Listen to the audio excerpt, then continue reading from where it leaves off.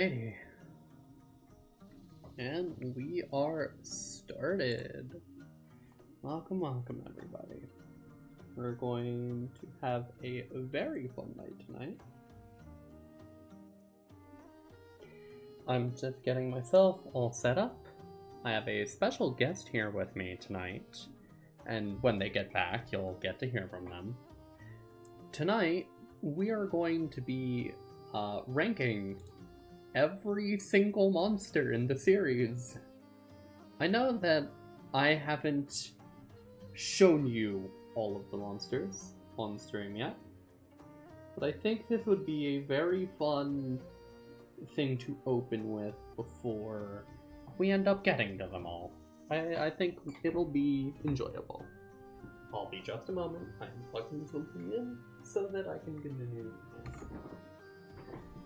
I love it on the floor across my room.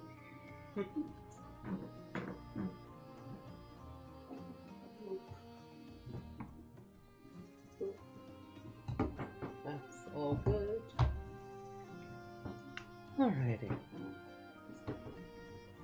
Very excited to start with this. Apologies for all the noise. Howdy, Amber. Are you excited? We're going to be doing something very silly for the night. And don't worry, I got plenty of drink with me. So I won't be running out. Yes, tonight we're ranking every single monster in Monster Hunter. Because I think it'll be fun.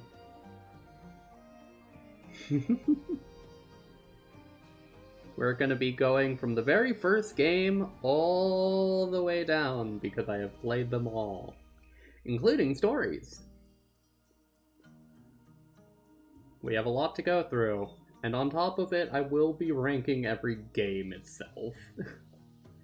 Just for funsies. I'll save that maybe for the end.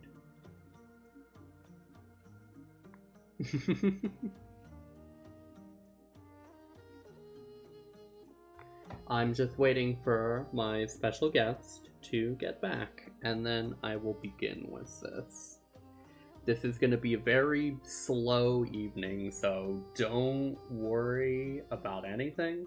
You can just take it easy, put on me as some background noise, enjoy yourself, okay? Because I'm going to be going off for hours about my opinions on every single monster in the game. Like, you're gonna learn a lot of things. Like, what's my opinion on Glacial Acnactor? Or my memory of, like, why I dislike...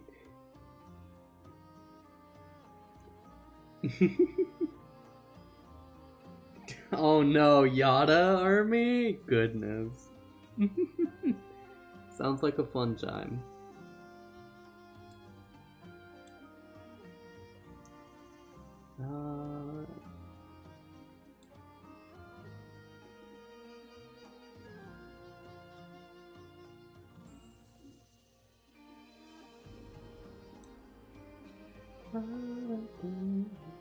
We're on floor 4 already. Wow, you're making some good progress.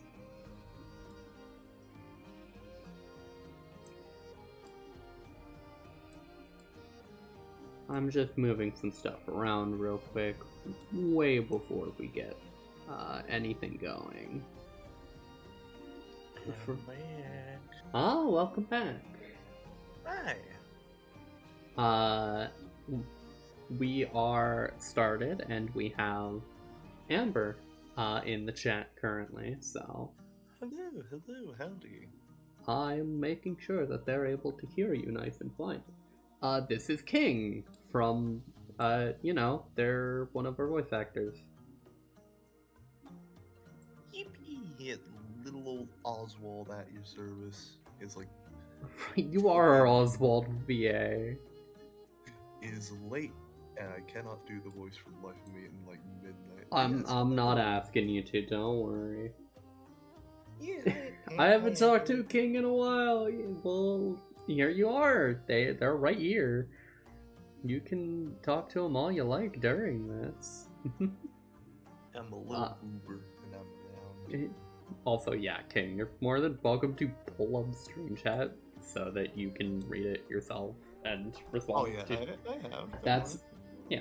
I was just making sure so that. Okay.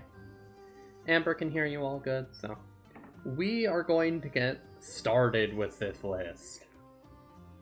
I'm gonna put on Kokoto's theme for now, if it sounds good, and we'll be vibing.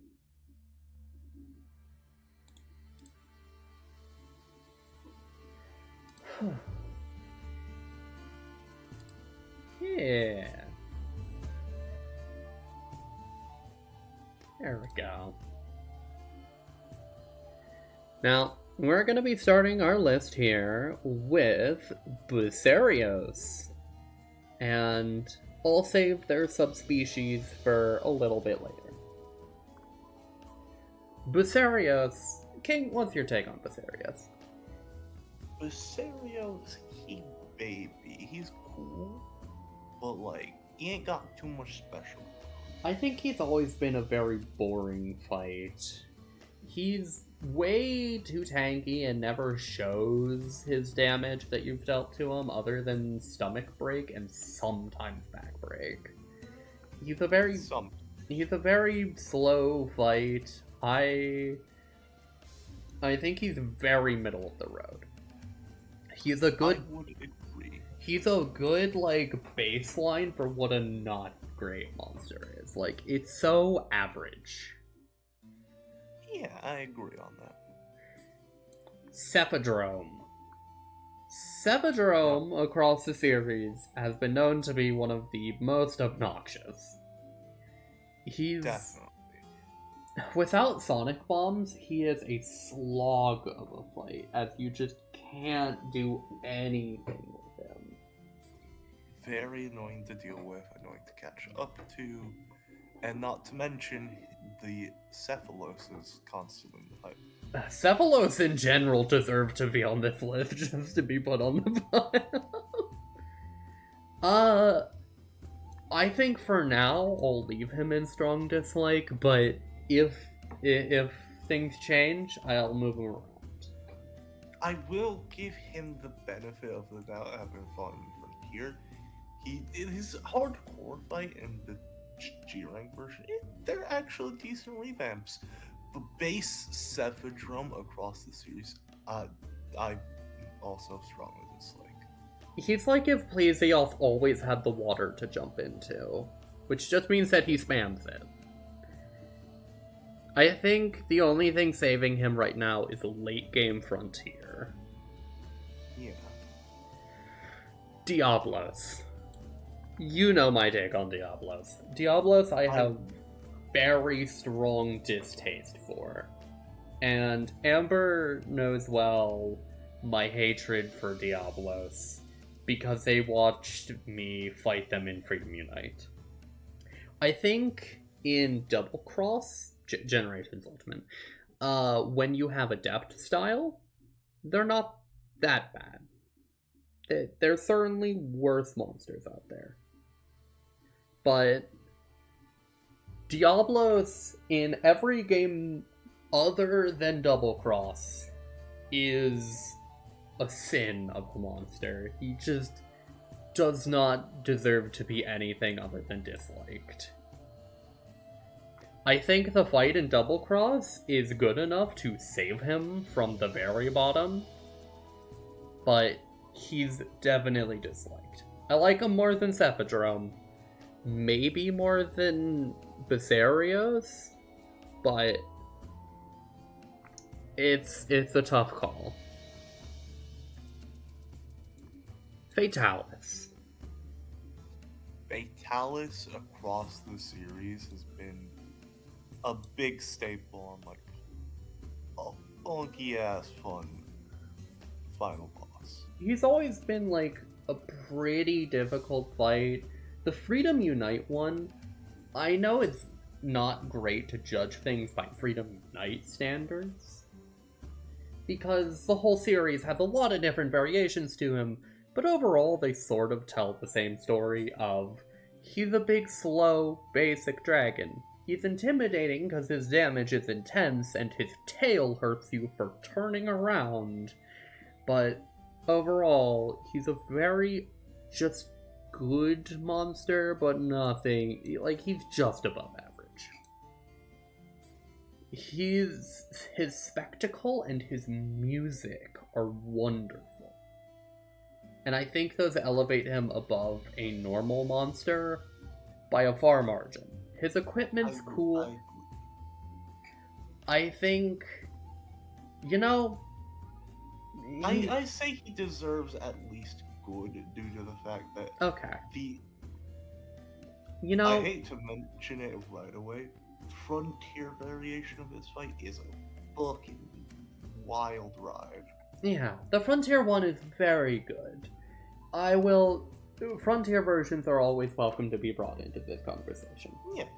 Like, the Frontier version is good, but I would also say that the Frontier one it feels like a fight of a bunch of different ideas that don't mesh that well together. I get you. Like going straight from White Fatalis lightning surrounding him constantly to shooting out Crimson Fatalis fire to block you off super hard. It doesn't feel great. He's a decent fight. I like him. Yeah. He's good. Flaws hold him back heavy. Let me pull in the drums. I'll also grab Gaiadrome, just because he deserves to be here. He's just another one of them. Velocidrome. Velocidrome is an average monster. He is like the definition of an average monster. He has most of, like, all of the drums have the same case scenario. They have 2, 4, maybe 5 attacks, but nothing much interesting going for them other than the fact that they're just an ease you into the game monster. I think Velocidrome should be top of middle of the road because he is like the definition of your basic monster. He is the baseline for what a monster is. That can also be said for, like, Rathian. Rathian's another baseline monster. I wouldn't say the same for Rathalos, but, like, Rathian and Velocidrome are very good shows of what a middle-of-the-road good monster is. Their counterparts in Frontier are outstanding. Velocidrome is one of the silliest monsters in Frontier because of how dopey he is. In such a good way. The thing is, with Frontier Velocidrome and Io and Gendrome, I think Gendrome and Iodrome will be going higher, but when you go into G rank specifically with them, you don't expect much because it's just a fucking raptor. They cannot make a raptor pop off. Then it does a backflip on you. Yeah. So here's the thing. In Frontier, they start to do like flips and stuff, and it's so much fun. Gendrome, Iodrome have such good vibes to them. I think Gendrome, in general, across the series, is just above average, along with Iodrome. Iodrome is below Gendrome here, because Iodrome and Ioprey in general are just a little more obnoxious. Genprey don't show up much, and when they do, they're usually in the corner just yapping at you. Ioprey, on the other hand, just don't die. They just continue to get back up. I think I remember in Double Cross, G-rank Iodrome had like the same HP as a Rajang, which is the silliest of ideas. Also, unrelated from the tangent. Yeah. I will take the liberty to mention G-rank Velocidrome has the ability to not only spit Farcasters at you, sending you back to camp, Which is amazing. which is a really funny situation to get yourself in. It's a great mechanic. Also, he can do a bunch of random effects between stinking you, teleporting you randomly across the map to the area furthest from him, or directly to wherever his nest is. Amazing. And your only hint to that is what's coming out of his mouth. Is it green? It's a Farcast. Is it blue? It's a Nearcaster. You're just getting sent to the room next to you. So, Gaiadrome. He only... Gaiadrome? Gaiadrome. He never really appears in many games. He's not that special of a monster.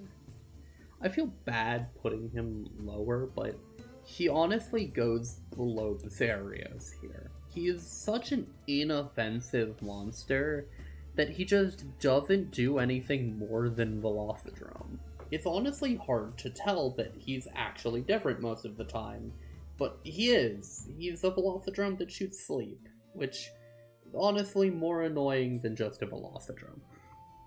Yeah. He's very middle of the road. He tries. He tries his Doesn't best. He tries. He tries. I'll be saving Leoshan for last here. Let's go through this in this order. Let me put you... Okay. Monobolos. Monobolos, in my opinion, I don't like the fact that you can only ever do him in solo hunts. That is a little annoying. I do wish you could hunt with other friends against him.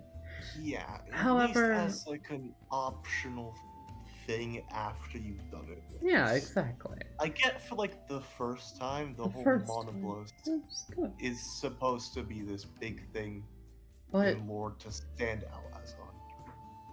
Monobolos, as a fight, is better Diablos, in my opinion. He is what I want in Diablos in a hunt.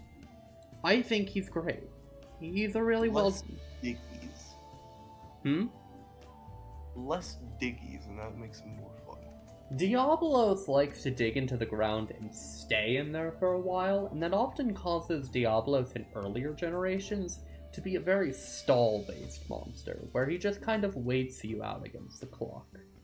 Monobolos, on the other hand, never waits in the ground and will always immediately go for the closest hunter, or the one that they're currently targeting. And so that causes his fight to be primarily focused on his charge ability, which is, you know, what Diablos is supposed to be about. I've fought Diablos in a lot of games like 3U, 3, 4U, every game in the series. He's everywhere. Diablos refuses to not show up. You can't get rid of him. And honestly, he's kind of disliked because I've had to deal with him so much. But Monobolos, he's good. He's what I want out of Diablos. And his subspecies is kind of just more of the same. I think he's a more interesting fight than a Fatalis. Plesioth. I think Plesioth's good, if not great. Plesioth is a very flawed hunt. Flawed, yes. I'm not going to deny that his fight can be jank, and that fighting him can be a burden sometimes. I have struggled against him a lot over the years. Infamous hyperspace tackle, as it's referred to. In stories, yeah. It's legendary. Yeah, I will say at some point I feel like they just left that to be as shit as it was hitbox-wise, just because it was funny. I think they just like it now. I think Plesioth now, after having fought him so much and knowing how to handle him, like bringing Sonics or Flash Bombs, or even just fishing him out of the water, he's a good monster. it's a tough choice between him and Fatalis here, because I don't know if he is necessarily a better monster, but he is certainly a more interesting monster. His fight's iconic, like Fatalis. I think for now I'll leave him above, but that might change. Yayan Kutku. Kutku is a very basic boy. Not that much interesting to say about him. I'd say Kutku himself would go middle of the road-ish. He ain't got much going on. He baby. I think that he's above a Velocidrome, because Velocidrome is our base point, and Kutku's just a little above that, but he's not just above average. He's still average, just kinda on the same point as Drum. I will mention for Kutku, his fight in the wilds, although it's like nothing different from an actual Kutku fight. Yeah. A lot of people fucking got filtered by Kutku somehow, and it tells me that there's a very big change in how monster attack patterns evolved throughout the years. That a Kutku was harder than basically every Fatalis. Yeah. Which is incredibly funny to me. I think what else is interesting to mention here is that going through these games, you'll kind of get to see how the spread of monsters really changes across games. Like, Monster Hunter 1's list is a lot more leaning towards middle of the road than probably something like Frontiers, like listing. And I think I would like to just point that out at some point by the end. Shezu. I have a lot of feelings on Shezu because of my brother. I dislike Shezu. I dislike his hunt. I don't like him as a part of the ecology. I don't like the fans' receptions of him. I don't like his equipment, the big, like, sack of a hammer with a big glowing ball in the middle of it. I think his armor looks okay. His music is mid. Hot take. Oh, wait. He has music? You don't know? Oh, Here, yo, let me put it on. Let me put it on. You know that the music that goes. It's my favorite. No, man. You're thinking of. Ah, shit. You're right. My bad. Sorry. Hezu, I understand people dislike him, as well as like the community perception of him being very phallic object. I don't care about that part of him. It's fine. He can look however he wants, but honestly, I don't give a shit.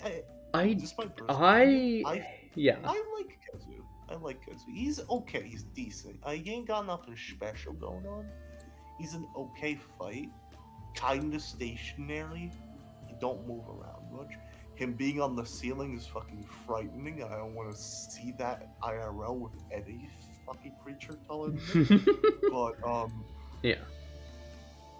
I like Kezu. I think he's cool. Would he be above? I think that I also want to avoid him. I like him more than a Cephadrome, but that's not saying a lot. Yeah, I get you. Okay. Husband and wife. I'll tackle these two at the same time. Actually, no. I'll handle the lady first. Because I have very different opinions on these monsters across the series. Rathian. Rathian's a really great monster. It's well designed. I think that Rathian is what you want in a monster. to feel like as a hunt. Like, they're bottom of great monster, well designed. If your monster is more fun than a Rathian, that's usually a good sign. And that means You've made a good monster. peaked. Not peaked yet, but you made a good monster. Well, peaked, but good. Like, good, Rathian good is a job. monster without many flaws. They're just a simple, basic fight that does what it's trying to do very well. Yeah, you're hunting a monster, and you feel like. Rathian is such a simple monster that it feels good to hunt them all the time. You can fight a Rathian at any point and just, boom, I know what I'm doing. I know how Rathian moves, I know how they twirl, I know how they dance. They're simple, they're good. I like it. Frontier does a little movement with them, giving them a little stompies, but otherwise they're just simple. Yeah. Rathalos. Rathalos is a weird one. Rathalos has a lot of bad for me. And I think a lot of people will agree that even though he is the main mascot of the series, he's not fun. I feel like also depending on where you fight him in the series, the problems that are common with them, although still present, kind of change. Like the problem I have with Rathalos is usually, and this is probably something people would say about the Azure one, how airborne he is. I think how airborne he is actively makes him at under Diablos or lower. He either goes in strong dislike or dislike. He's bottom of one or top of the other. It is fascinating to see how he evolved with the series, because he's in every game and they always try something new with him. I'd say Wild's Rathalos I like. I think that's the best version. Wilds is the only one I got to play all the way through, so I wouldn't be able to give my take. The only thing I can say about him, not only does he have some moveset spice ups, he also has his Forest and Hills themes back. Okay, nice. Not bad. Wild's Rathalos, natural progression Rathalos, really interesting, and the latest point in the series, he's in a good spot.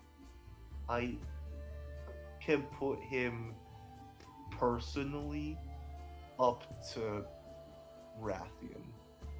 I just can't.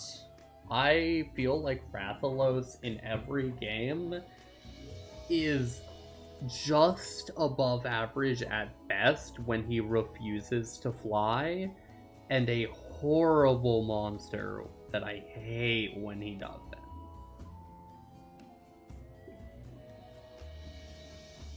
Because he can be a slog, especially in older games. That's my take. Gravios. Gravios is a pretty middle of the road monster. They have very similar issues to Viserios, which is why I always talk about the two together, usually. Viserios doesn't show damage easily. He has a lot of very obnoxious moves. His arenas you fight him in are usually not suited for him. And overall, he just feels bad. Regular Gravios just doesn't feel good. Fighting him in the volcano in 4U is not a fun time. A slanted area does not suit him. I feel like some of his fight variations throughout the series, his Wilds one's okay. It's nothing to write home about, but it's better than the usual Gravios. I think that he's better than Viserios, but he's not above it. Not above the baseline. Yeah. The Wilds and Frontier fights are decent. The Frontier fight with him is fine. But that's mostly because Frontier lets you have a good time with him.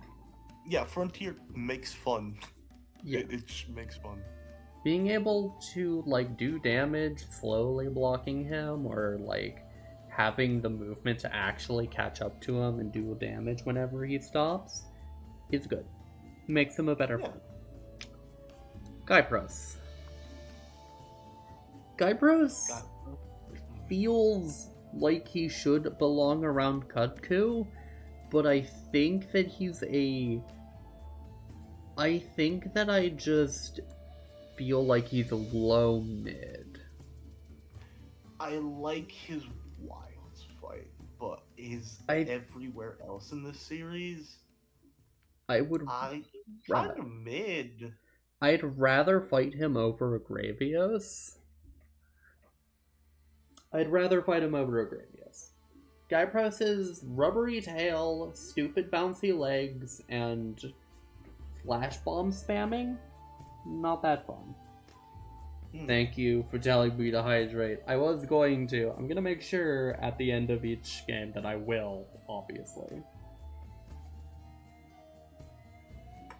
Thank you, Mooper. I will note for Gypsaros. Yeah, what's that? I feel like there is, for him at least, potential to be a lot better, be it with a rare species, because I'm pretty sure he doesn't have one. He has purple Guybrush. Yeah, but that's a subspecies. Imagine if he had a Zenith. He was going to have one, and I know for a fact they would have designed that well. They would have made a really good Guybrush. I don't like fighting him in Frontier. His damage is too high. But overall, one thing I also wish with him, yeah, his fake out death. I wish it was better. I wish it gave you a tiny pop-up of returning to camp in like. I wish it gave a fake quest. Seconds. I wish it gave a fake quest complete. Like, imagine if it played the victory tune, but it was like the ending was off. There's no like cinematic camera on it. It's like... Yeah, because like you might not think about it if you're just like, oh, he's down. Or you could mark him as dead on the map. Or you could do anything to make it a little more convincing. Kirin. I used to hate Kirin. I used to be a massive Kirin hater. But Frontier and Freedom Unite changed my opinion on Kirin heavily. I think Kirin is now a good monster. They have a lot of flaws in their fight. I don't think that they're better designed than like a Fatalis, but Kirin's fun. Frontier Kirin, when we were doing that gacha quest earlier, that was a good Kirin fight. I think Kirin finally clicked for me. And Kirin just sort of works. Kirin's a good monster. I like their atmosphere, and their subspecies, I'll have to fight again eventually, but I think that I have high opinion of this subspecies. I think I've always liked Orochi Kirin more than regular, so I'll have to redo that. Leo Shan.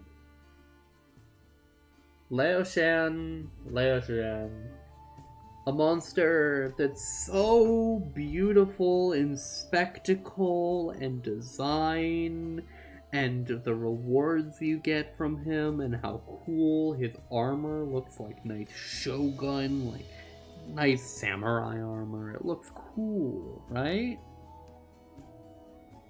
And then you have to fight him like 4 times. And I hate him. I've had to fight him so many times. Because every game where he is, that Deviljho isn't, you have to fight him for his claws to make Power Charm, Armor Charm. He is tedious. He has a slog where you wait for 40 minutes after beating him up, and then you just win. That's it. He's a very bad monster, design-wise. That ends Monster Hunter 1. Now, G. And then we'll also just include the Deadeye Garuka here. Blue Yine Cutkill. King, you all good? I'm going to assume they're busy or tired. Blue Yine Cutkill is better than a regular Cutkill. I think that they're good. Not above Kirin, Vitalis, or Razioth. Blue Yine Cutku is a silly hunt. Blue Yine Cutku in For-You gains the ability to throw Conchu like bowling balls, and it is honestly one of the funniest additions to a monster that has massively forever boosted my opinion of it. Because a monster bowling is just a silly concept, and to see it in action is even better. I love them.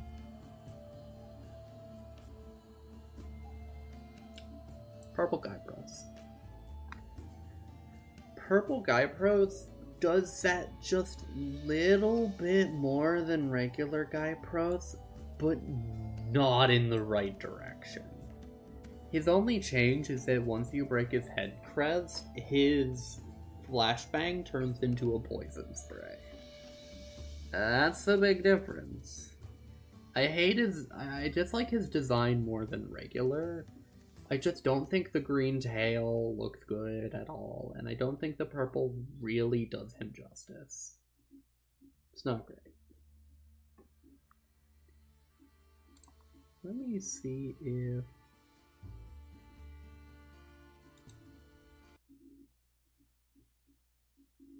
This... Sure.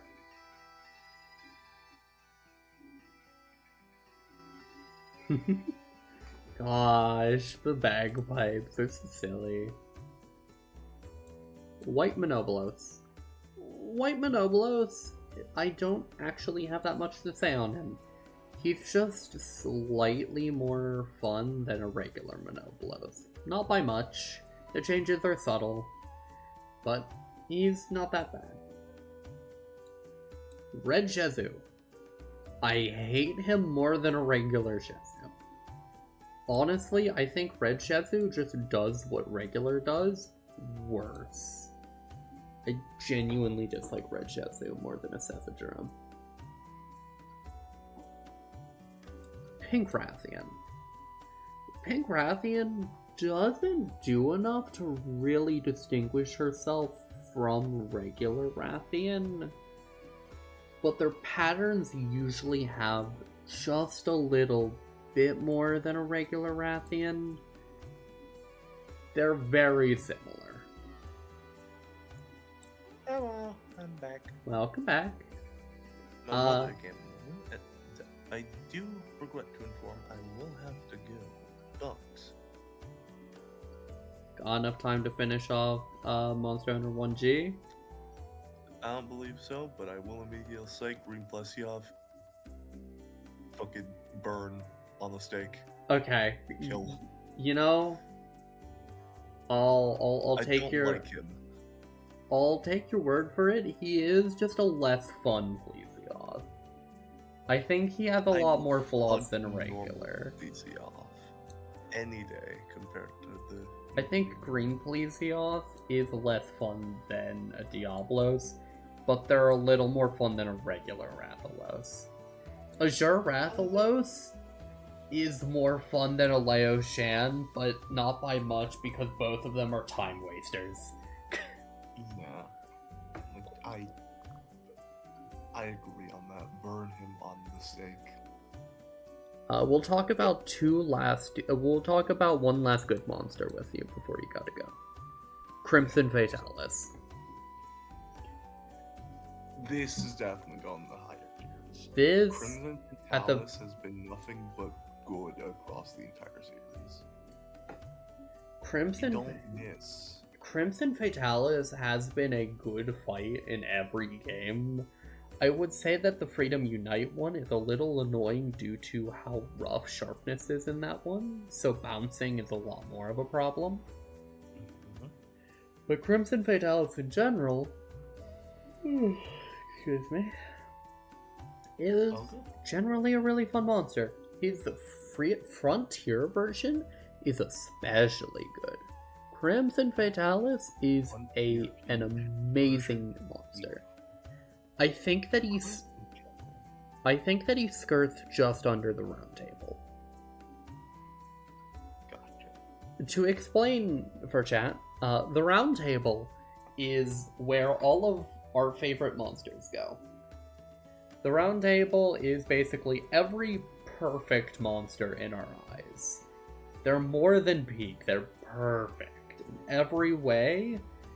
And the shining examples of what Monster Hunter is. They are the most Monster Hunter monsters. And the top 3 tiers, the cleanest, the cutest, the most intense, are for my 3 top monsters. Which I will get to once we fill out the round table. The round table is very biased towards what our favorite monsters are. I will say, for when we get to the round table, or like talking about any peak monster or any one we feel deemed worthy of the round table, we get a little bit of their groove going, a little bit of their music. Yeah, get a little bit of their music. Okay. I'll play Crimson Fatalis music for just a moment. Yes, just so Amber here gets to... Amber, I'm gonna play a little bit of Crimson Fatalis' theme.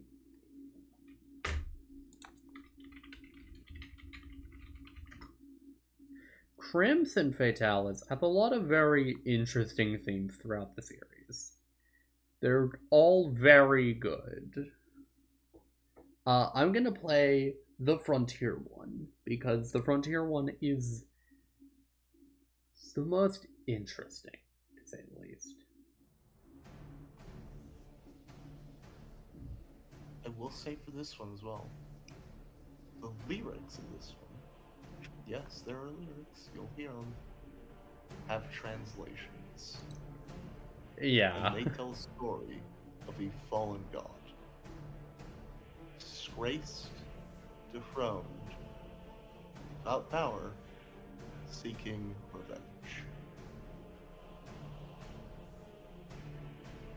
Which fits in tandem with everything Crimson is supposedly known to be. His music is dramatic. It fills you with the fear you are expecting. You're fighting what might be the incarnation of Satan himself in draconic form. And it lets you know that. He is very scary, to say the least. And his fights are very hard, too. Crimson Fatalis is nothing short of a great monster. He is intense, he's strong, his atmosphere and the vibes are so good. He is intimidating, especially when you get to the later games. When you get to Frontier, Crimson Fatalis, and G-Rank, or you get to 4-use Crimson Fatalis, the, like, Super Crimson, they are masterpieces. Those are fights, and they are fights worth fighting. There are going to be a lot of monsters in Frontier that I bring up that I will be playing the music for and just giving the layout of. I feel like almost all of the Frontier monsters that have their own unique theme should deserve the theme mentioned a bit. Oh, yeah, because pretty much every Frontier theme goes insane. They're all legendary. But I'll get there, and I will be sure to give you the VOD. I appreciate you being on for tonight. Yeah. I hope you sleep well. I'll send it to you Thank tomorrow when this is all over. When the deed has been done. Of course. And of course, whenever you get to choosing the top 3, or like the peakest of the peak. Yep. Just get in the field. Just fucking. I will absolutely. I will. You have a great time with this list. Yep. I will get my rest, and I will see you and the fellow people here in chat. Rest well, King. Yeah, I will. Knowing that your opinions shall scrape the history books forever. Of course. I bid all of you for now adieu, and may I meet you all another time. Yippee. Bye-bye. See ya.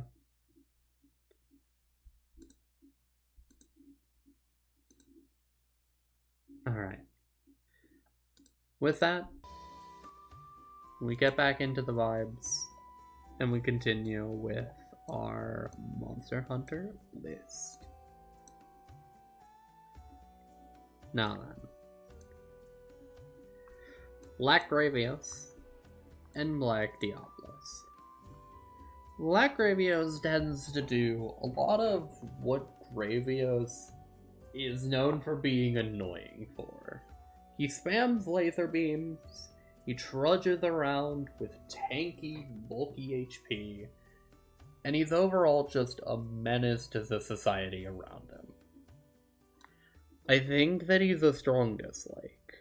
I would rather fight him than a Shezu, but he does not deserve to be higher up at all. Black Diablos is what I dislike in Diablos, once again, even stronger. Actually, I'm not going to be playing Poke Theme just yet. Not yet. I have 3 more monsters to go before I change it. Gold Rathian. Gold Rathian's a really well-designed monster. I think Gold Rathian, although not having their own theme, is a big monster. They are a definition of what a good hunt is. Rathian's really great, and they're a well-designed, simple fight. Gold Rathian takes the simplicity and turns it up a bit, turning up that heat, the speed, the damage, the intensity of it just enough that it's a pretty solid fight. She's never harder than most monsters, but she certainly deserves to be placed high. She's intimidating, and she has a lot of tricks up her sleeve. Don't underestimate her. Silver Rathalos. Silver Rathalos is the good version of Rathalos, next to maybe a few others. Silver Rathalos is still held back by the flaw of being a pretty stallfest monster, but when they are not, they are definitely deserving of being a good monster. Their fights pretty well paced. I like them. Scarred Yayan Garuka, otherwise known as the original Deadeye. This and regular Garuka are going to be going within the same tier. They're the same monster, more or less. So, honestly, when I get to Garuka, they'll be going right next to him. Garuka is an above average monster. I think Garuka is more fun than fighting the drones. But Garuka in general can have those annoyances. They have plenty of them. They're instant charging, they're high damage early on. All of that. All of that. It can be annoying. I know. But honestly, he's such a good vibe. He's a silly guy. His design is funny. I like his scruffy little back. His armor's fun. It's an adult version of Kutku. It's basically just if Kutku got to be a little meaner. And honestly, good power to him. And with that, we finish the first game in the series. 1. And we move into Gen 2, where we get one of my favorite themes, Pokey. I'm gonna organize this around just a little bit, if you don't mind me real quick. Just so I got this in a nice curated list.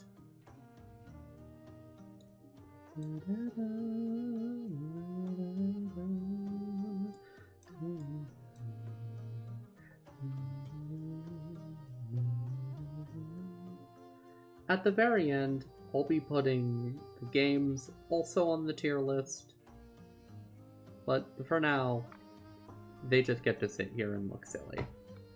I might put them near the bottom. Actually, yeah, I will.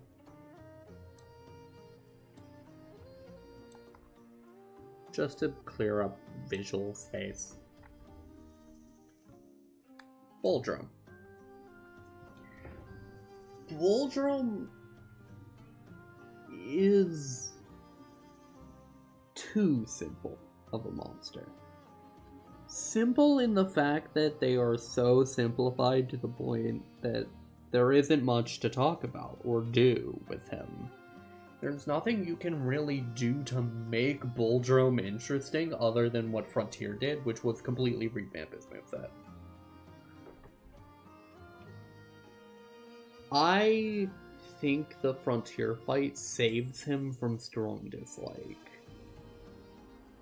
But just barely. He is as annoying as these monsters. He's easy to kill, but he is everywhere, all the time, being just a little issue.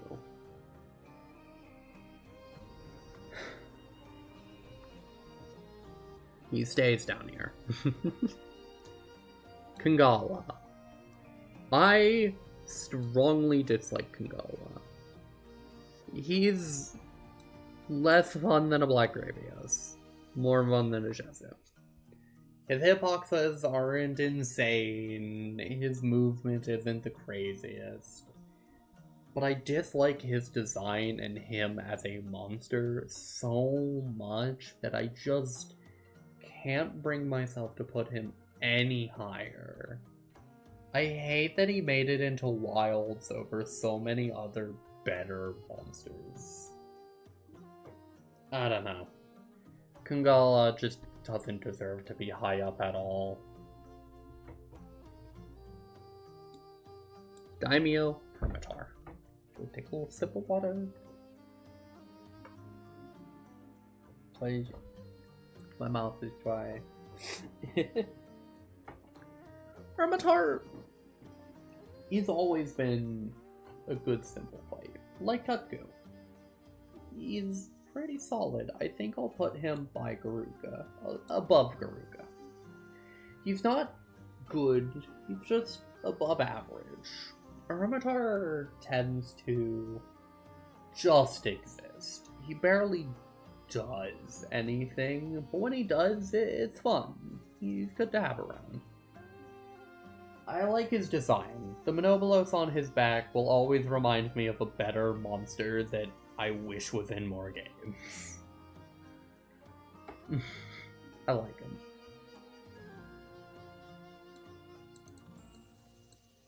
Blangonga. Blangonga has changed a lot in my opinion. I used to be a big big dislike towards Blangonga, because I never really understood him. I didn't like the small monsters, I didn't like how fast-paced he was. He felt like a Rajing that couldn't control himself at all. But now that I've fought him more, and I've gotten to experience what it's like to really get the monster and all that, he's a good time. He's a very good time. Blangonga gets to go... He gets to go, like, by Rathian. I don't think he's more than a Rathian. Rathian's a high bar to start passing, but Blangonga goes high. He's more fun than a Blizioth, or a Kirin, or a Silver Rathalos.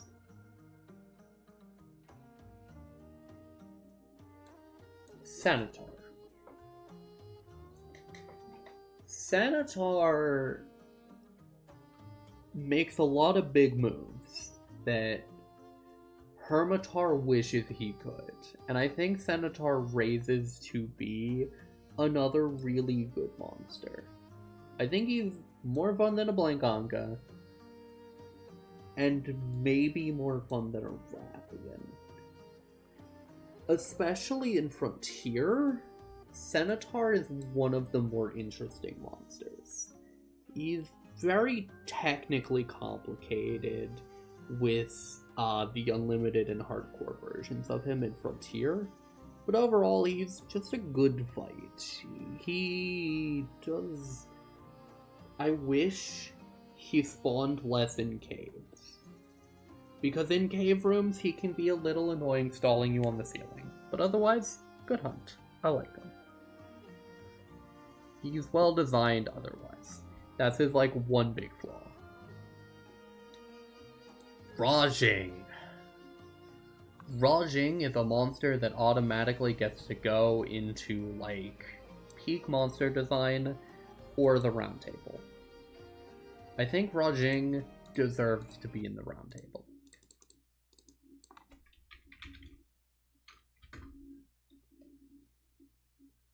Rajing's vibes as a monster are perfect. Rajing as a monster is intense. He is a pure respect match between you and him. Whenever I come across a Rajing, I don't think he's gonna be super hard. Because I know him so well that I can just have the weapon on my back, some potions in my bag, and know that I'm more than capable of handling him. No traps are needed, no nothing. That music just starts going and you just get into a groove. He's a great dance between hunter and monster. And I think he's the first member of the round table. He's an amazing hunt. His equipment's so good in every game he showed up in. It also looks cool too.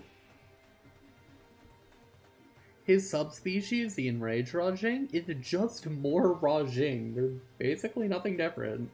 Which is like the point. It's good. Which, I'm gonna just grab Enraged Rajing and just put it here with him. Rajing's great. I think Rajing is a perfect example of what a perfect monster is.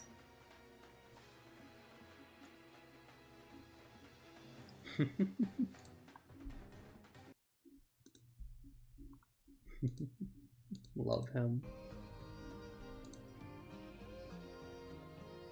Now then, let's move on to less beloved. Lunastra Teostra. Teostra used to be a favorite of mine. He used to be one that I very much enjoyed, but I think I've come to strongly dislike him, but not as much as like Diablos. I think that I dislike him, but he doesn't waste my time, so I can give him that. I think I can give him that. Lunastra is also one that I dislike, but I think that the way that she's handled often is better. I don't think she's better than a Velocidrome. I don't think she is. She's middle of the road. Kushala and Rusted. Now Kushala, on the other hand, did the complete opposite. I used to despise Kushala, but as I got better at hunting and I figured out how to handle him better, and when you learn certain ways to even ignore the wind pressure itself, Kushala becomes a pretty good fight. It has flaws, for sure. I think the Kushala that shows up in more games is good, but Rusted Kushala, which only appears in Freedom Unite and, like, For You, is just above average. I think that they go around Garuga. Let me grab Garuga, by the way, and just put him by a Scarred variant. And then Kushala... Now this is a tough one. Do I like Kushala more than a Silver Rathalos?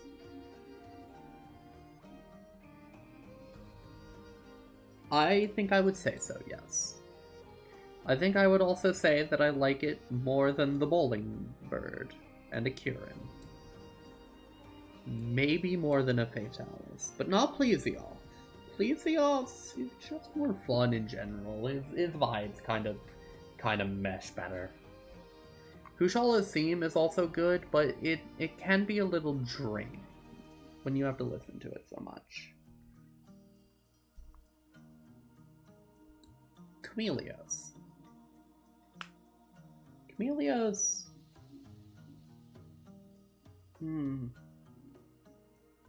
I used to be a big fan of Chameleos. I really respected him, but I think as I've grown, like with Teostra, Chameleos has really fallen into dislike for me. I think that I like him more than Teostra, but not more than any of the middle-of-the-road monsters. He just kind of is a little too obnoxious with his weird hitboxes. His invisibility often not being shown off in a cool enough way to be, I guess, deserved. And then, like, just not fun enough. Shengoran.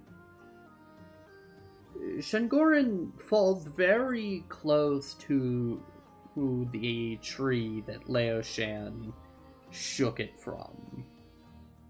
I think that it's a more interactive fight, and the fact that you usually don't have to chase it through 4 areas improves it a lot over other staller monsters like those ones.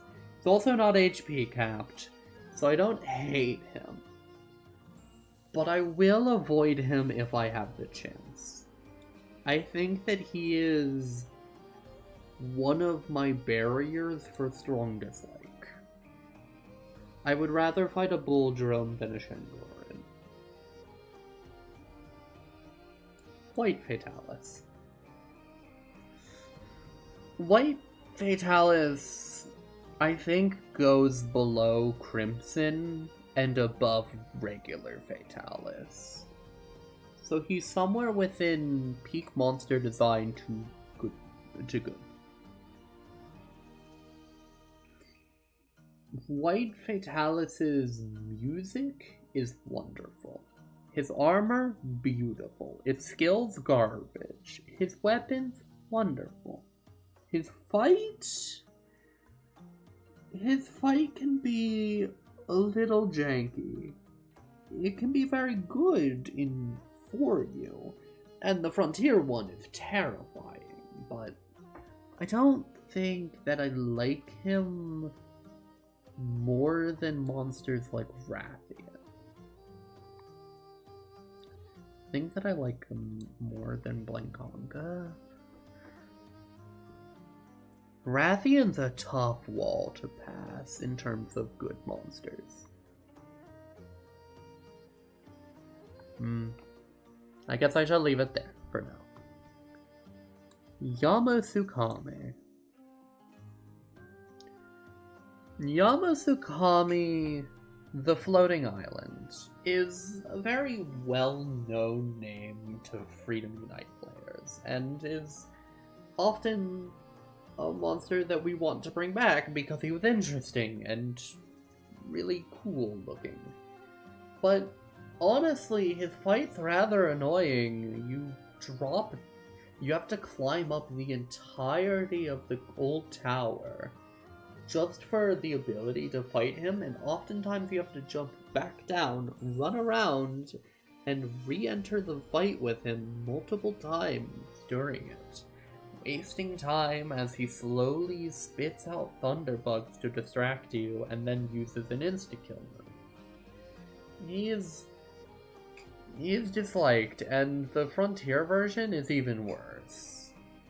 I think that I dislike him more than Shengorin. But this is tough. I think I might put him above Diablos, actually. I think I'll put him above Diablos. Diablos... Yamasukami can be ignored. The only time you have to fight him is for the story of Frontier, which barely have to fight him for that. And then one time in Freedom Unite. So I don't think he's annoying through repetition of a bad fight. But he's just disliked. He's below mediocre. A Cantor. And the end of Monster Hunter 2. A Cantor, I think, as part of the trio, because there is a third one, which I got to show off last Saturday, if you remember, the Otoba Tarasu. I think that a Cantor Ukonolos are an interesting duo in concept. A Cantor's weapons are really good in Double Cross because of how negative crit plays into it and the low sharpness. But overall, I hate Ukonolos' fight. And I think that a Cantor is just good. I think that he's just above where a Silver Rathalos sits. He's more interesting. Maybe above Kirin. Actually, I think I would rather fight one than a Fatalis, so I think I'll put him here.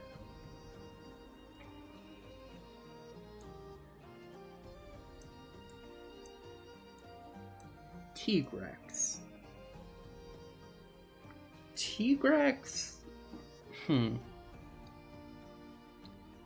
Tigrex as a monster starts as a very obnoxious fight. To any new hunter, Tigrex feels unfair and unbalanced. Because the second he looks at you, he's too big for you to roll out of his range, and in general will just cause you to get hit no matter what. And he feels unfair for that, right? But when you fight him more, you start to figure out how he works. And the little ways that you can ignore those sorts of tricks, like rolling to the left side where his arm goes over you when he charges, or, for example, how to just stay by his back legs and avoid whenever he does the spin attack. He's not that bad. I think that later versions of him are wonderful. His music's intimidating, and his weapons and armor are usually fantastic looking. I think that he's a great monster. I think he's more fun than Monobolos and Senator. And that's the end of Monster Hunter 2. Freedom 2. And now, Monster Hunter Freedom Unite, the one that I played on stream for you all. Vespoid Queen and King Shakalaka. These are two pretty much joke fights. So my opinions on them will be a little lighter on them. I'll go easy on them. I think that King Shakalaka is funny. I love the idea of him, the way he whips his weapon attacks, and just overall has a very stupid vibe to him in a good way. I don't like fighting him that much, but I think I will put him around here, just above the drums. And Vespoid Queen, I would put high. I think I would put right below Bluey Eye and Cutco. I wish Vespoid Queen appeared more. I wish they did. I wish they didn't have the summoning condition, but like I do wish they showed up more. It would be interesting to see that come back, in my opinion, at the very least. Maybe Wilds will do it. We saw hints of a monster that had summons, and that tends to be either Vespoid Queen, Seltoth Queen, or like Glumtharuma. But we'll have to see. Copper Blanganga. Copper Blanganga is better than regular Blanganga by a fair bit. I think that they go above Monobolos. I strongly prefer them as a hunt. They're desert Blanganga, which means that you don't have to deal with Blangos, and you don't have to deal with Snowball Condition, which both are horrid to deal with, so overall, that's an improvement, yeah? Should be. Plus, their weapons were busted, so, you know, it's worth considering. Emerald Kangala. I'm not even going to really give much beyond. I dislike them even more than Konga. I hate them.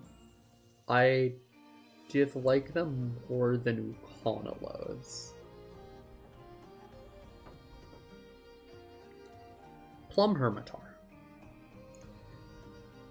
Plum Hermitar usually doesn't have enough interesting to make them more or less than a regular Hermitar. But I think that they go above just because of the interest of how they fought in Freedom Unite. The weird little back shuffle they do is really fun, and honestly, I wish that I got to see him more. I like the Diablo skull on his back.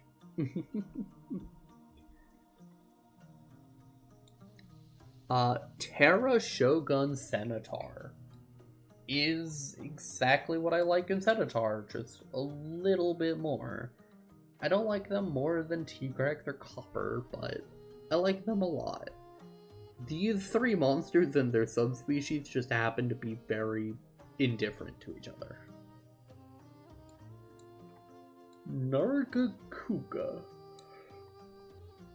Goodness, I am yawning a lot tonight.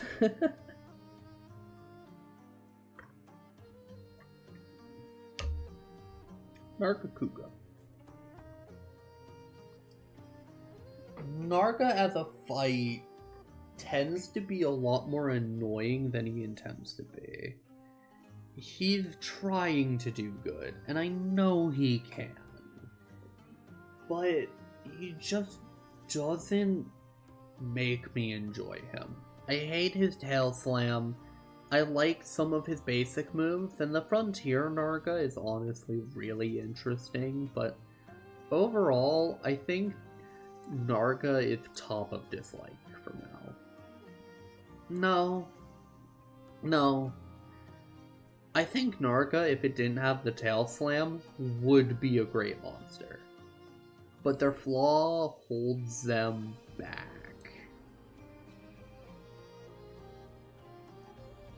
I think that I like fighting Narga more than Fatalis, but not more than a Cantor.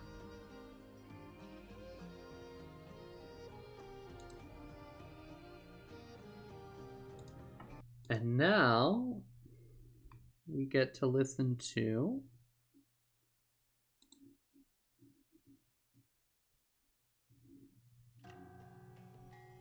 Monster Hunter Tri. Monster Hunter Tri was my first Monster Hunter game. So there is a very obvious amount of bias with some of these picks. But, along with many of them, obviously, but I think it's interesting to just mention them for now. Let me organize them just a little bit here. Really, Rocky wasn't until Portable 3rd? Huh.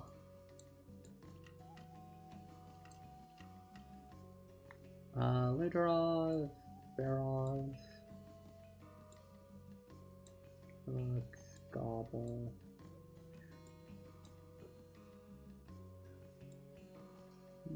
Gaiacris.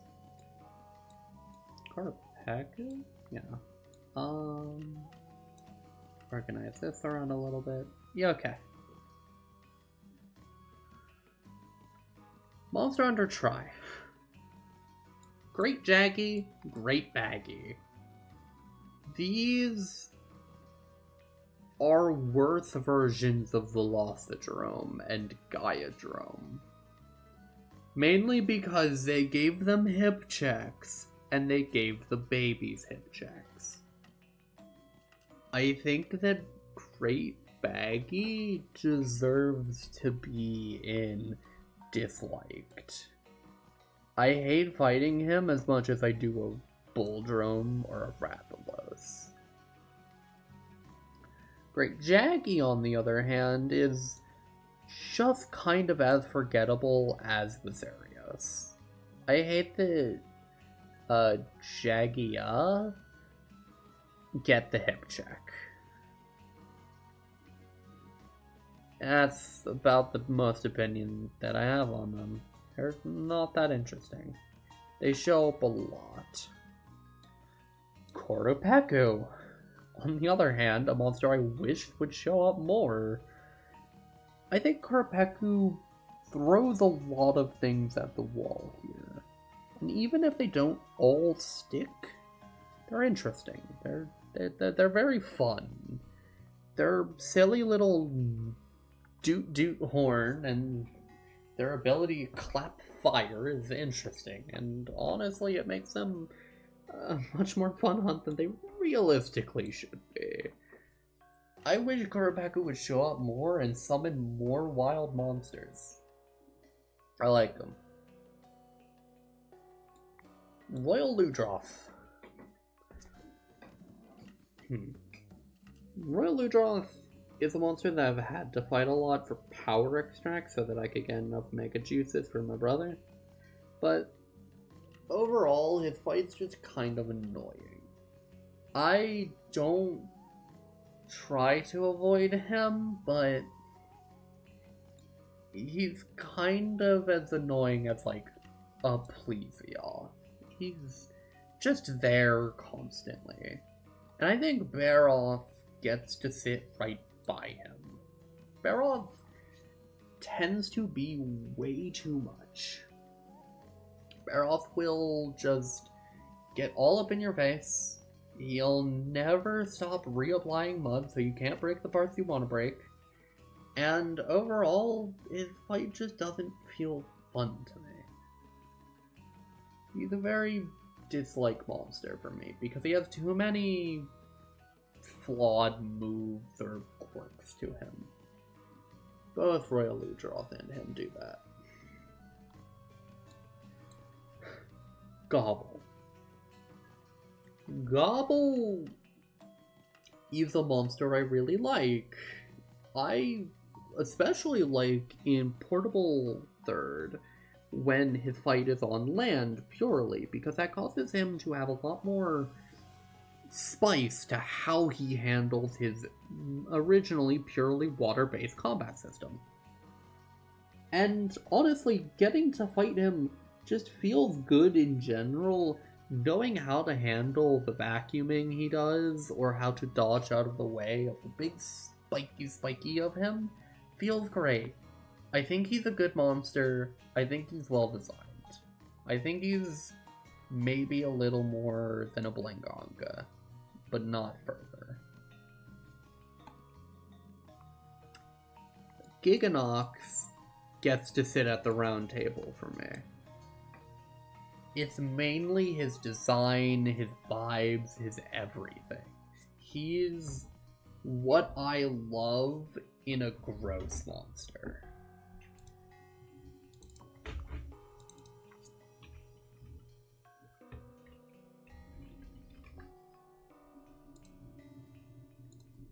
I'm gonna play a little bit of his music.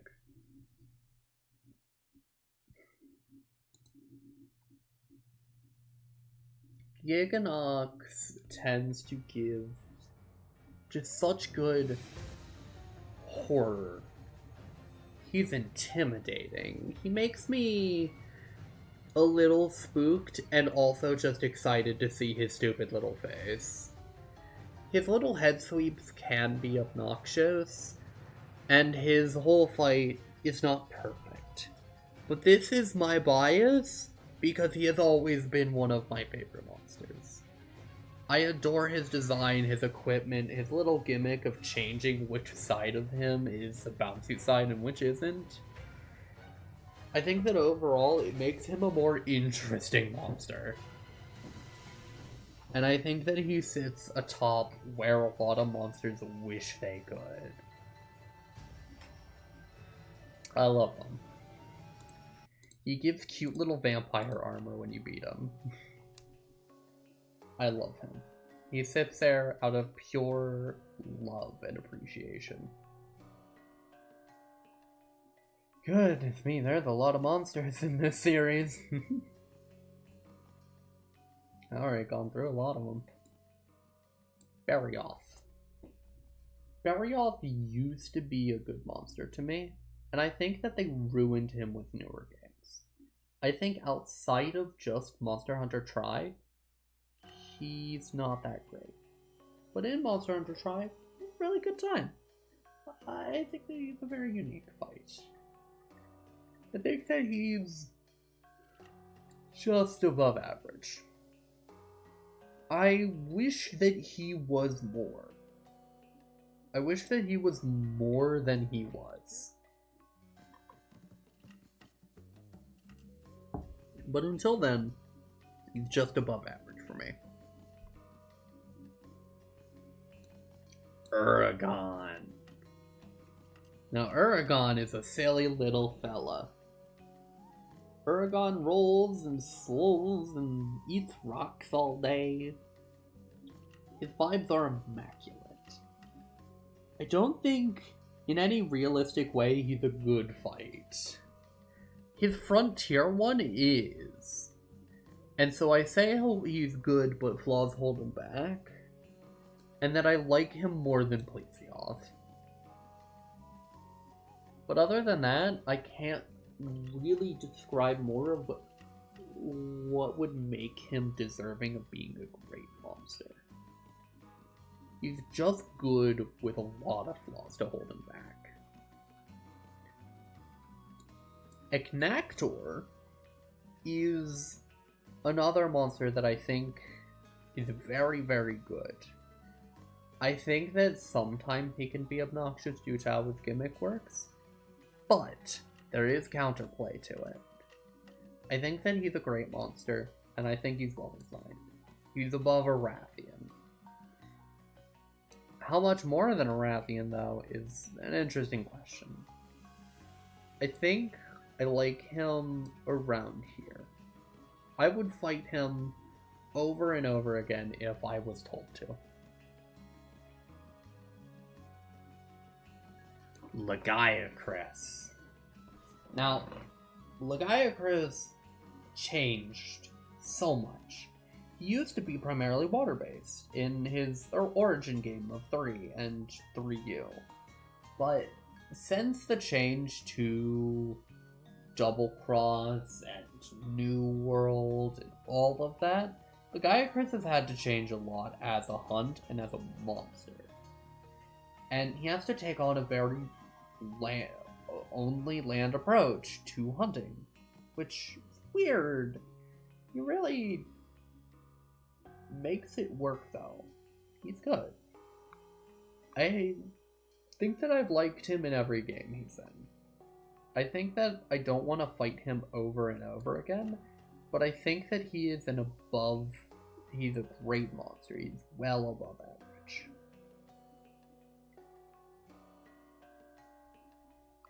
Ceadeus.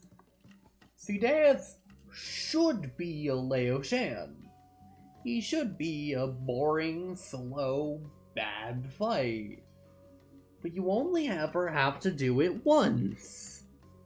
And even then, his subspecies completely skips that part. But we'll get there. Regular Ceadeus. Regular Ceadeus is a middle-of-the-road monster. Maybe just above average. His vibes are immaculate. His fight's solid. It can feel a little slow, but just fighting him in general feels great. His design is cool. I like him. Genmoran. Now, Genmoran. He's one of the first siege fights that isn't Laoshan and isn't Gengar. You fight him on sand boats in the middle of the desert. He's hard to describe. He tends to be boring in fight most of the time, but I don't think that I dislike him. You're only forced to do it like one time, and I think other than that, he's middle of the road in a good way. Just above like a Velocidrome. I think I'll put him there. Deviljho. Deviljho. Monster that has been in way too many games, and I think he's overhyped. I think his fight's very boring. I don't enjoy him. He's not even as interesting as a Great Jaggy, and he eats one in his intro. He's just around. His subspecies are more interesting, to put it lightly. Elytrion. And the end of Monster Hunter 3. Elytrion... I hate his New World version. I don't like DBS checks like that. I don't think they're fun or interesting enough. Elytrion as a fight isn't as hard as it should be, but it's also not easy in the wrong ways. The hard parts are just getting his part breaks, and his overall moveset is not that interesting. It's Icicles from the Sky, Thunder Flying move, Dragon Run, and then shoot some fire at you. Kinda just has the 4 moves, I'll be honest. I don't think he's that great. I think at best he's middle of the road and like more interesting than a couple of these monsters. But he's just below like where a Velocidrome lays. I don't think he's interesting enough to really do anything. Now we switch over from this to Purple Third here.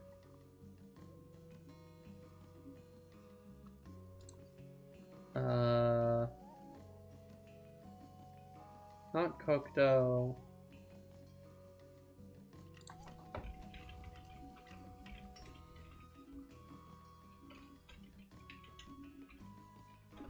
village theme. Yukumo, that's the name. Now, we switch into Yukumo.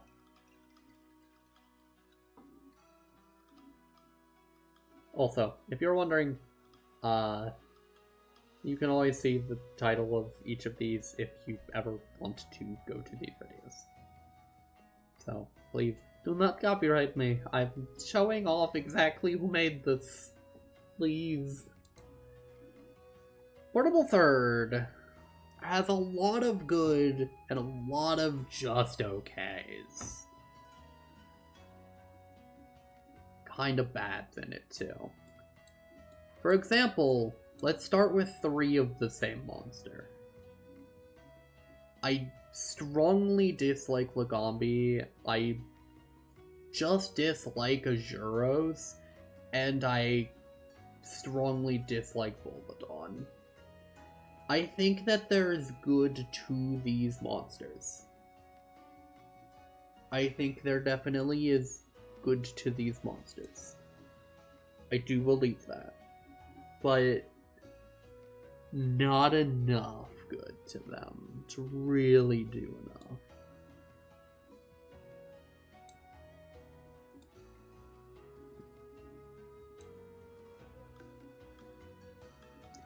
Those 3 are just not fun. They're, like, the tongue move, not interesting enough. How Lagombi's moved around just never has felt enjoyable to me. It just feels like chasing him around in circles. Azuros, he just exists, and that's why he's the best of the 3, is that he's just there. That's not a good thing. Your best quality to a monster shouldn't be that they just exist. An example of a monster that does a lot more than just existing is the best of the Jaggy, Baggy, and Roggy trio. Great Roggy. This is a great monster. Great Roggy is silly.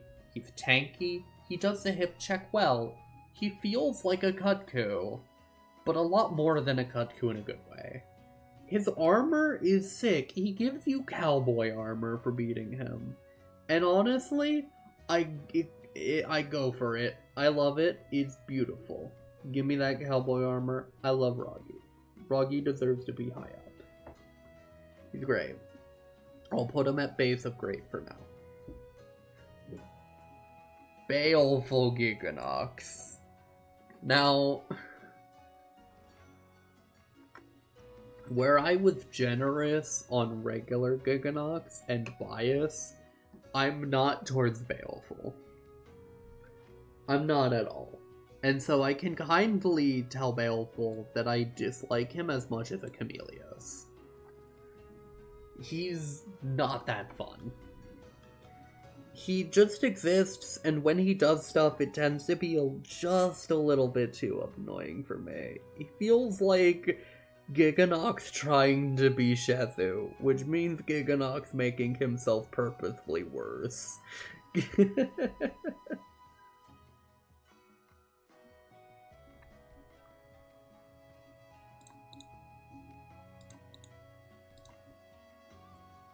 Brute Tigrex. Brute Tigrex does really nothing special compared to regular Tigrex, and I think that if he did, he would be higher. Brute Tigrex kinda just screams a little bit more, maybe turns a little bit faster, not really sure sometimes because he just exists. I think it might be that he consistently turns more, but I don't know. I can hardly tell.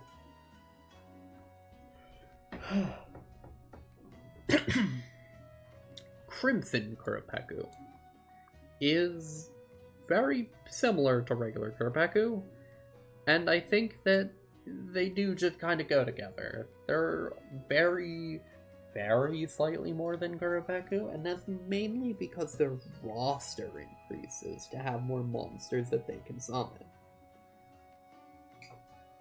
Other than that, There's not much that makes them more or less than a Kurapaku or less than a Kieran.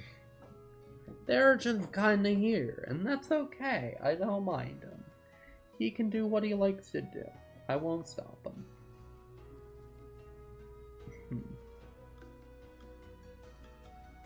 Where did I put Narga? I can't see him.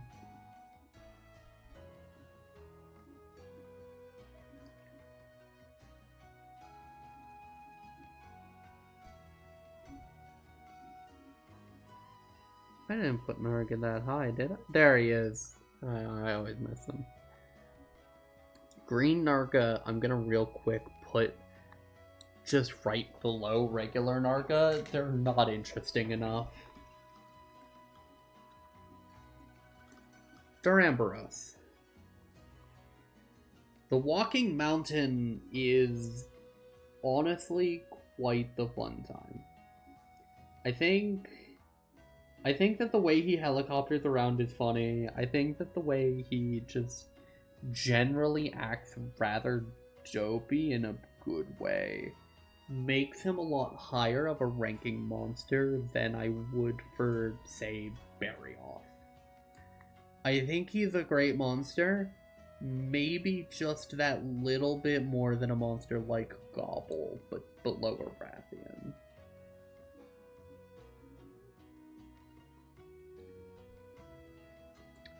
Glacial Ignactor is a worse Ignactor by a lot. I think Glacial Ignactor just is not fun enough. I think that I would not want to fight Glacial Ignactor a lot. I think he's more fun than Baleful Giganox, which, yeah, he is, but that's kind of the most I can give him. Jaded Barroth. Jaded Barroth is a monster that I hate a lot more than regular Barroth. And I kinda hate him more than stuff like Shengoran or Kangala. He's annoying. I don't hate him more than Jezu, though.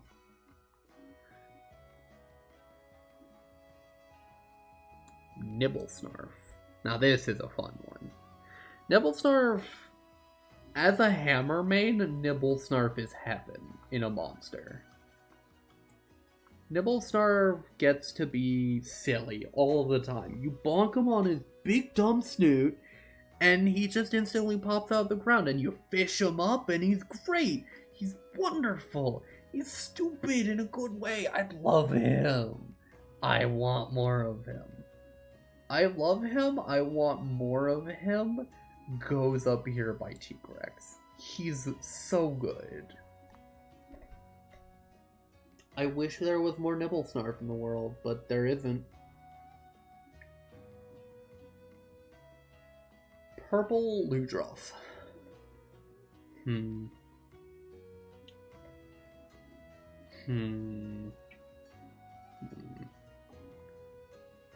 This is a tough one. I'm gonna have to think on this for just a sec. I think...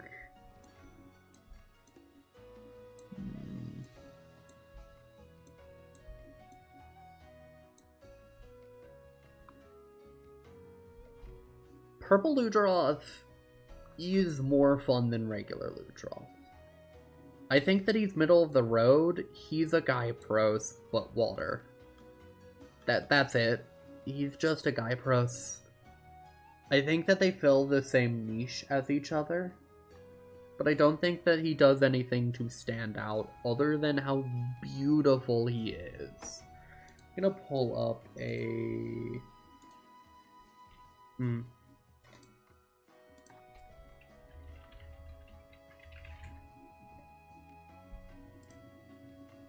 A purple Ludroth.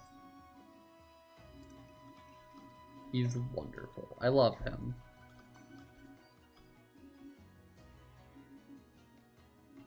I like him a lot. He's great.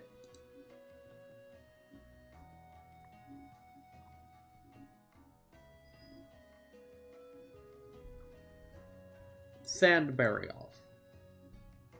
Sand Barioth.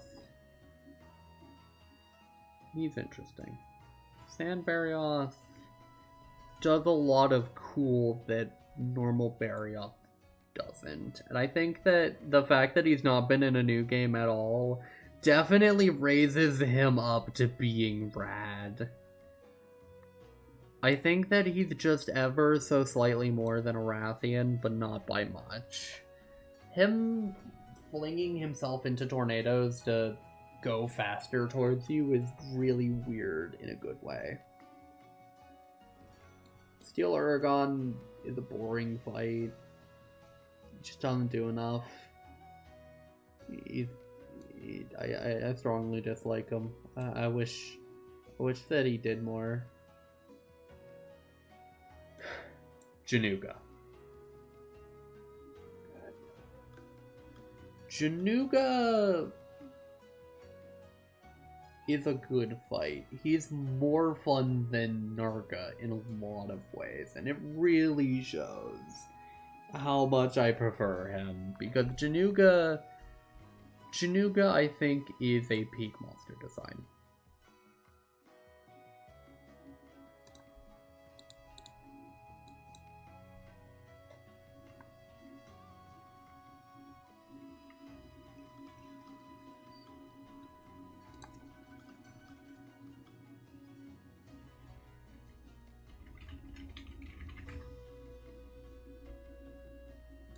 Let me put on Januga's theme for just a little bit. Januga has such good vibes that I think he really does just shine. Shine above a lot of others.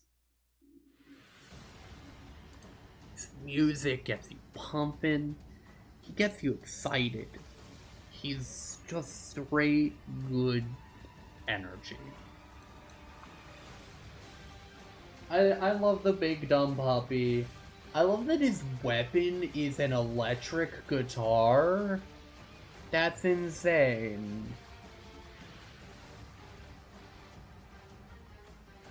I honestly wish that we got to see him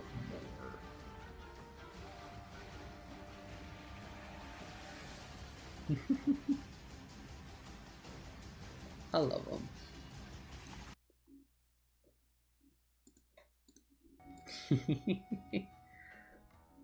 Amatsu. Amatsu's a good time. I think that he's not a peak monster. I think that his frontier one is really good, and I want to fight him more. Every time I fight him, I am overwhelmed by a sense of nostalgia, and it feels good. He's a very good hunt, and he makes me just feel at home. But he's not perfect. I think his fight could be just that little bit better, but he's definitely top of great. He's wonderful. And that ends Portable Dirt.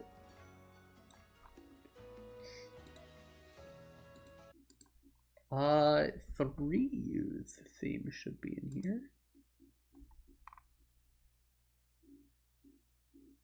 Porta Tenzia. 5. Yeah!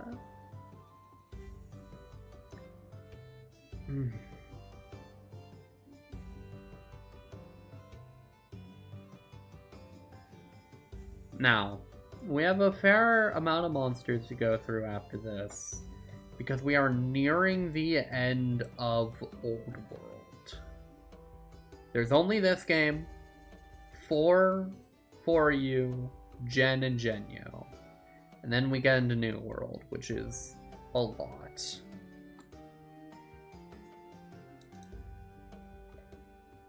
So I'm gonna make sure that we enjoy these last ones. Brachydios. I think that Brack could be a lot better as a monster. I think that Brack is too in your face in a bad way. And I think that the Blast Blight he applies is just obnoxious to deal with. that can obviously just be me complaining about Blast Play in general. And honestly, perfectly fair if you think that's just the case. I don't blame you. But I think Brack is just above average. I think that he's top of just above average for now. I don't think I want to fight him that often, but I could go for a couple Brack hunts in a row. I could definitely go for a couple in a row. And now, 3U's special. Oops, all subspecies. Stitchy and Januga. I think it's a way worse Januga. I don't think Stitch is that good. Honestly, it's good because it's Januga, but like its flaws make me hate it as much as like a Narga. It makes me mixed in that way, and I don't like being mixed like that.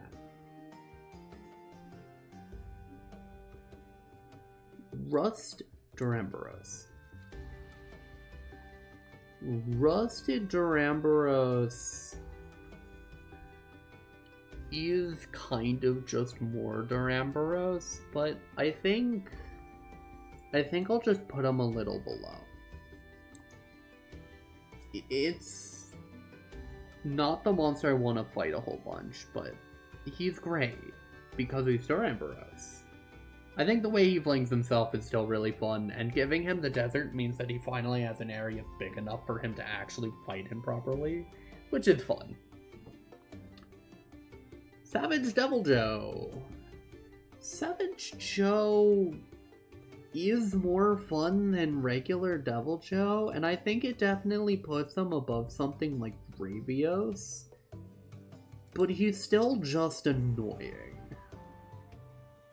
He's not great. He's middle of the road. On the other hand, though, Ivory Lagiacrus, Abyssal Lagiacrus are two monsters I hold very highly. Ivory Lagiacrus is a high, great monster, and so is Abyssal. Abyssal's hunt is in the same arena as Ceadeus, and it is such an interesting spectacle. I think that I like both of these more than Lagiacrus, but by how much differs. Ivory Lagiacrus is also very difficult, and so is Abyssal. They're both hard. They go high up anyways. Lucent Nargacuga sits at the round table. Lucent Nargacuga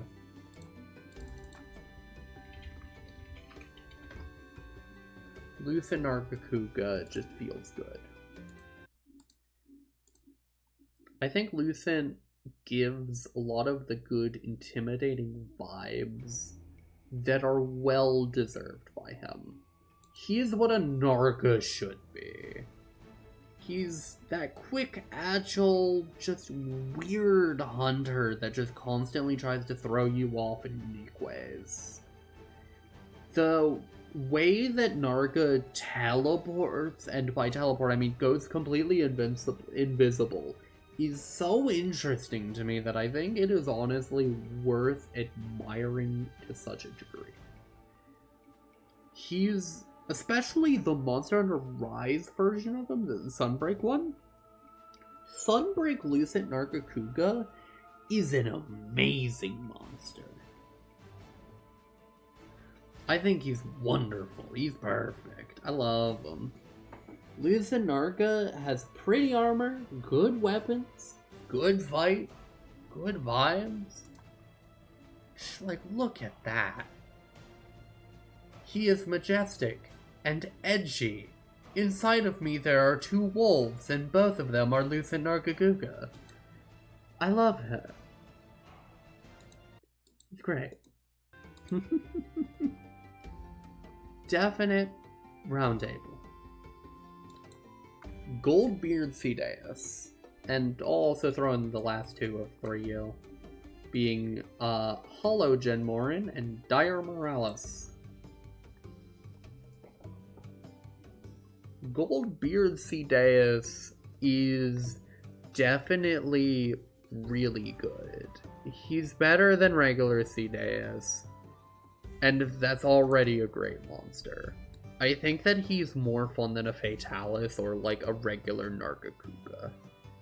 Maybe more than these ones. I think that he's in great. But where in great though? Maybe right next to his counterpart of the locale being Abyssal Lagaricrus. Hollow Jinmorin is Jinmorin again. I like his design a little better, but they're kind of the same fight. Dire Morales though. You remember how I was talking about, like, how cool Crimson Fatalis was and stuff? I think Dire Morales fills a very similar niche.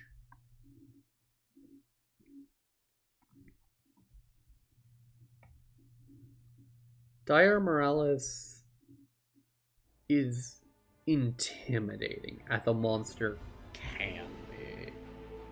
A walking volcano, where his intro is him emerging from the water and unleashing onto the battlefield a meteor strike, like a meteor shower, to which you must dodge to even approach him. He's wonderful. I love him. His design is cool. His weapons are also great. He's right under Crimson Fatalis. They're the same vibe, but just Crimson does it better because of how Frontier does it. He highly deserves to be in such a well-regarded space. We're probably around halfway through the list now. Feeling good.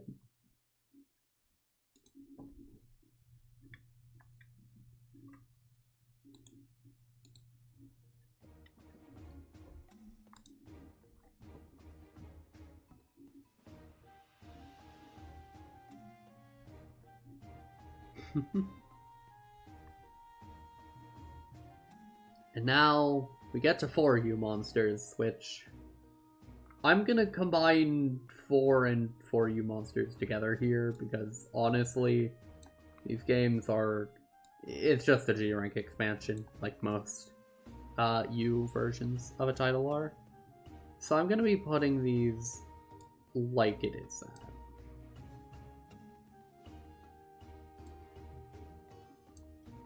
Let me put some of these by their counterparts.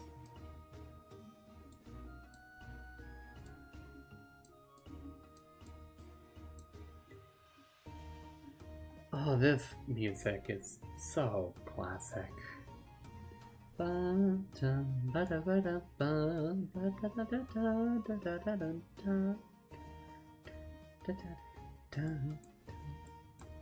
Kechawacha and Ash Kechawacha. Two silly monkeys where both of them kinda suck. I wish they didn't. Their gimmick with jumping between the upper and lower platforms is honestly pretty fun, and their movement and overall look feel good. They're the monster we'll be coming across in Frontier, which does basically what they're trying to do better. But until we get there, I think for now, just understand that I think that they're both middle of the road, but I dislike Ash Kechawacha more. I think regular Kechawacha is like a Gypros, and Ash Kechawacha is more like a Basarios Gravios. Tetsukabra, Berserk Tetsukabra. These are the exact same monster. I think one of them picks up red rocks that explode into a little bit bigger, but these are the same monster. Tetsukabra's another middle of the road monster. I don't think he's that great. And I think his subspecies kind of is the same deal. They're just not that cool.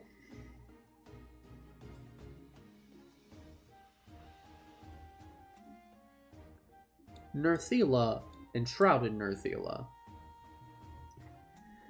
I love the lore of Nerthila Enshrouded. Their biology and the way that they interact with the ecosystem is really fun. I love them for it. I think that their designs and way that they fight is so good. Originally, they were going to be designed back in Frontier, but when trying to design a spider, they accidentally invented a scorpion instead, which is how we get Vashmu and Jebia, but we'll get there. Nerthila and Shrouded are both really good fights. They're great. They're good. I think they're above where Fatalis lay and above Narga. I don't think they're better than a Cantor, though. Shrouded Nerthila's lower on here, though, maybe by Crimson Kerpeko. I think that Shrouded Nerthila just doesn't have a good enough environment to support it. Otherwise, it would be a very same ranking type deal.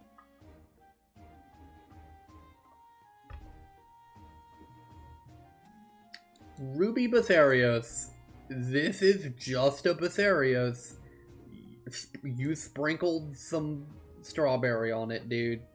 You can't fool me. That's just a Batharios. I don't know what to say about Ruby Batharios. He's kind of just the same. Again, he's not that great. Goodness. Oh my goodness, I'm almost at 2 hours already. Wow, this is gonna take a while. Whew. Zamtrios, Tiger Strike, Zamtrios.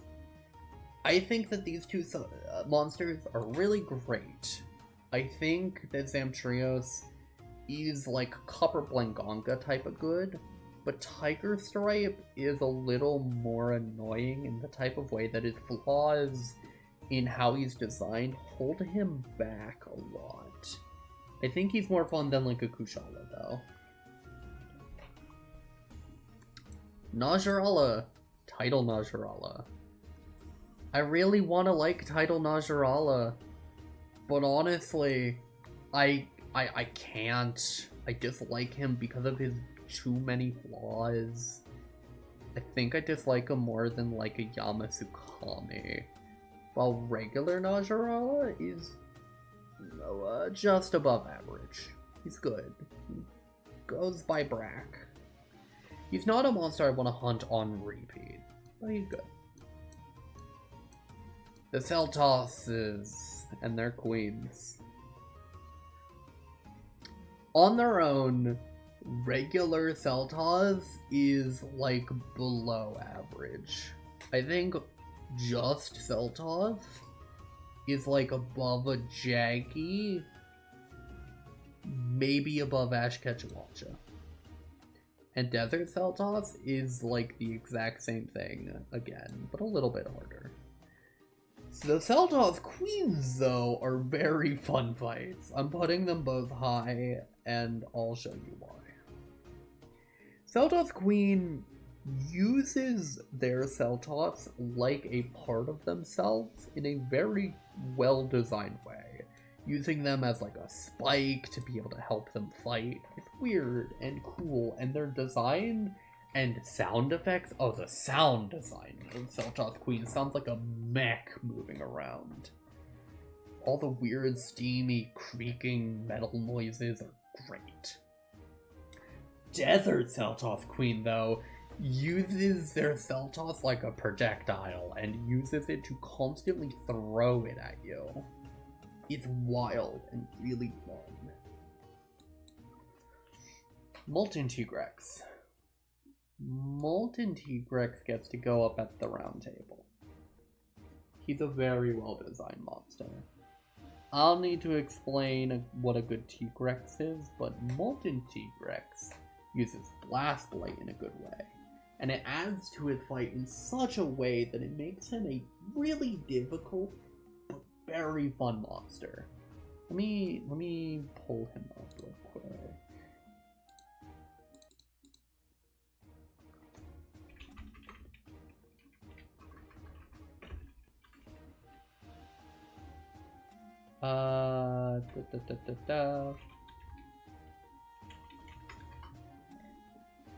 Yeah, Molten Tigrex. Look at this big guy. Such a cool monster. I love him. He definitely deserves to be high up.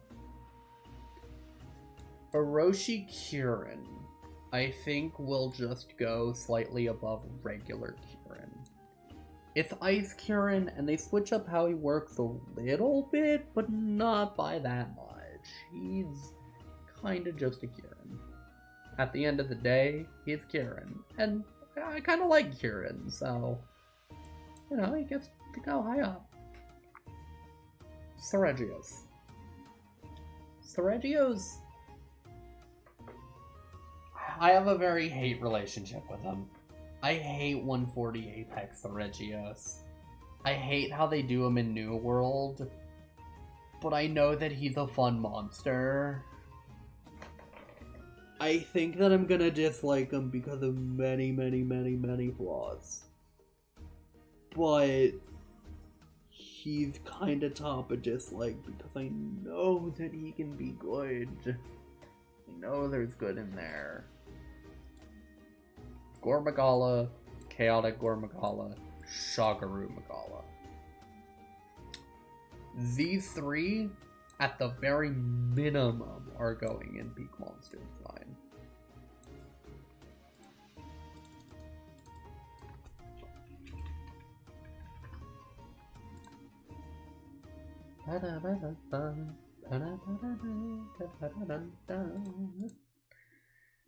Gormagala is what I describe when I talk about a really good hunt. He is like my definition of a raw, perfect hunt. And Shagaru is much the same. I think Chaotic Gore and Shagaru? Nah. I think regular Gormagala is like my definition of a peak monster. And Shagaru Magala is just that tiny bit below him. I might actually put him below Crimson Fatalis, but above Dire Morales. Chaotic Gormagala is what I like about both of them, which means he gets to go at Round Table, because he does both of them, but better. I love him. His music is so good. All three of them have their own themes, by the way, which, amazing.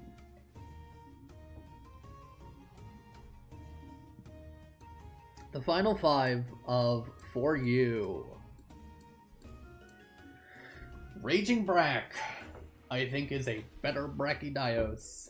I like how frantic he is. I like how he puts you on your toes at all times. I like him a lot. I think he's a good monster. I think I like him more than a Nargacuga. Maybe like him more than a Cantor. Maybe more than a Kusho. Now, I'm gonna get Darren Morin out of the way. Darren Morin, Jen Morin, a little better. Just a little. I'll put him in just above average, but barely.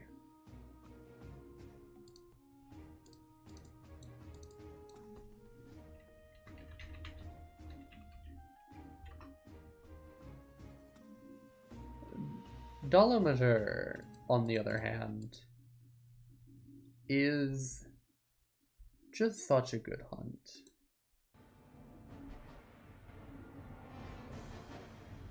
The scope of him, the just scale and feel, the vibes, the hunt, it's so good on such a basic level that I adore him.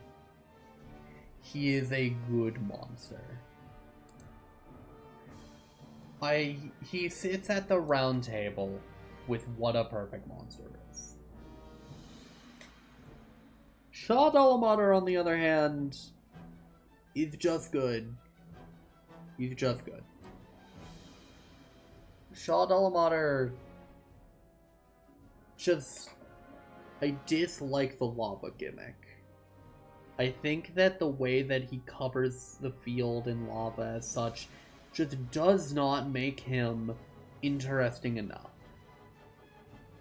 I think his cutscene intro, this, is so good.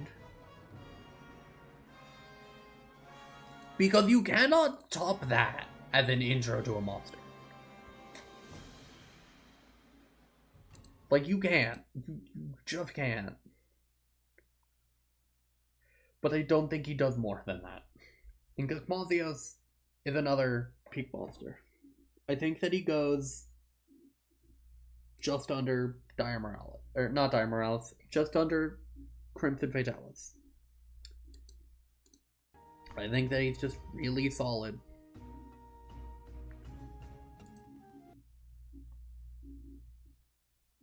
Just gonna give him a moment to sort of... We've made it quite far, folks. We're already at Generations and Generations Ultimate. I'm gonna take just a moment to breathe and sort of organize the next tiers.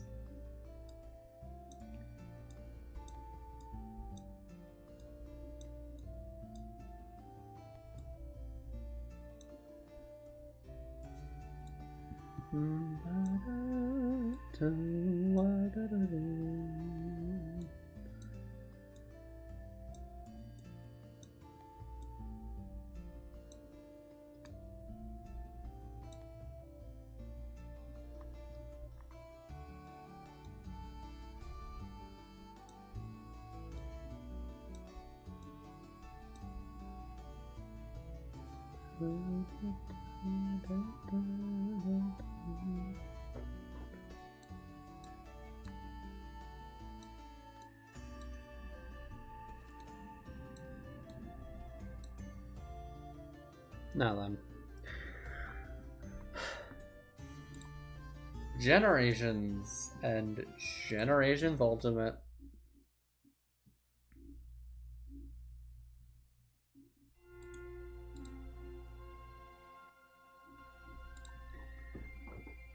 Great Macau.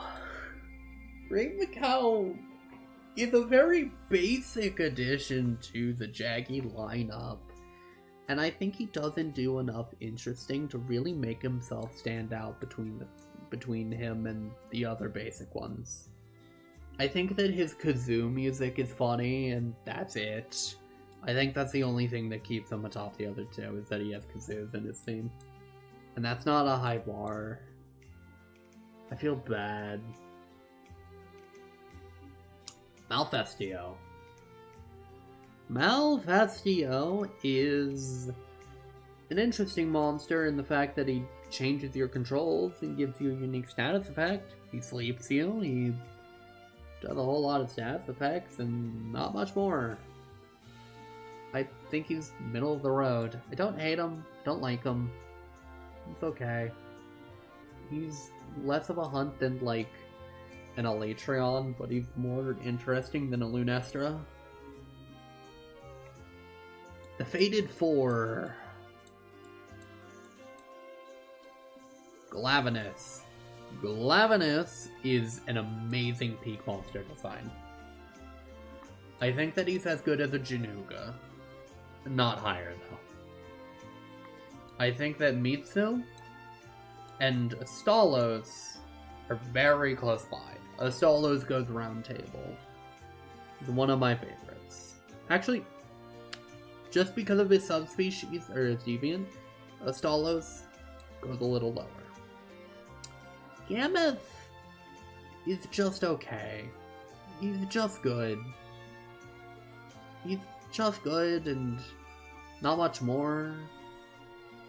I think that he's a little more fun than like a Narga, but like a Nursila beats him out. Nakarkos. Now, Nakarkos is an interesting one.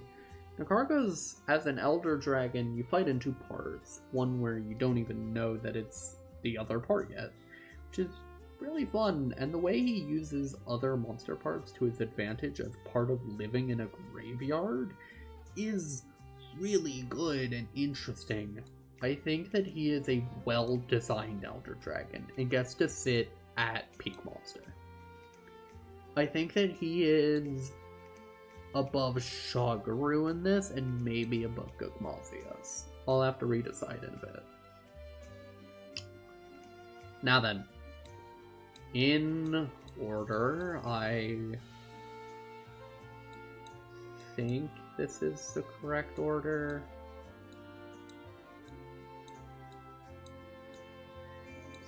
Something like this, I think, is the order. The Deviants.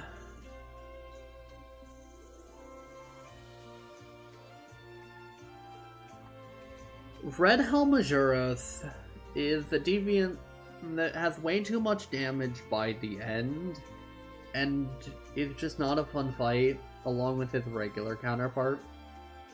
But the fact that he dabs is really funny, and the way he can throw fish at you is also really fun. I think that I like him like I like his Oregios. I don't. Lagombi goes down here. Lagombi can stay down there, and I'm not going to elaborate. If you have fought Snow Baron Lagombi, you know how annoying he is. That's one of the only ones I don't want to elaborate on. Drill Tusk Tetsukabra is a lot better than regular Tetsukabra. He definitely sits high by Gammoth, maybe closer to Nursila. The way he suplexes boulders onto you is really fun. Let me find...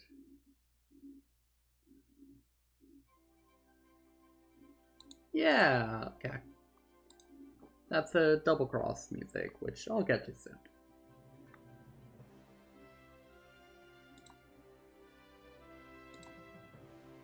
Stonefist Hermitar.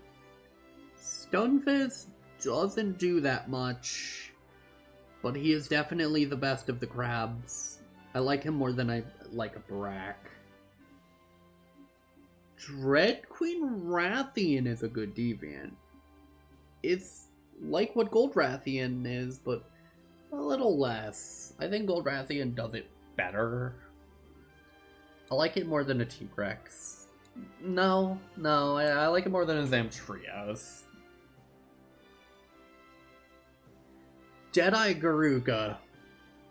Oh boy, this guy. This insane little bird that just never wants to stop running. He's real fun. I think that I put him above some of these guys by Stonefist. Crystalbeard Oregon is a strong dislike.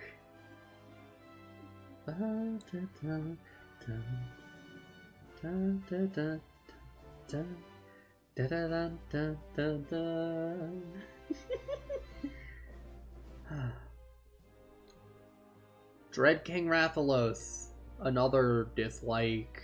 I dislike him as much as I dislike regular Rathalos, but you know what? I said it myself. I dislike him like I like it just like Rathalos. Yeah, I think Silverwind is another good example of what a Nargacuga can be. I think it's good, but it's not great. Thunderlord Januga. I like him as much as I like Januga. I like them around the same. Maybe regular Januga a little bit more. That's a very splitting hairs type of argument for me between those ones. Grimclaw T-Rex. is a really good monster. And I think Hellblade Glavenus is just a little bit better than his regular version. It's just Glavenus, but they added some really fun flair to him.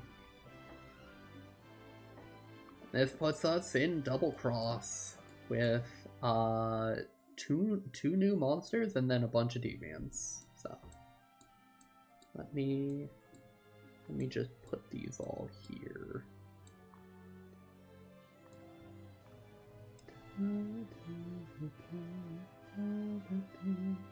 I think Volfolk, and the reason I'm gonna say this is because there's a version of Volfolk coming up later, which I like more. I think Volfolk could be better.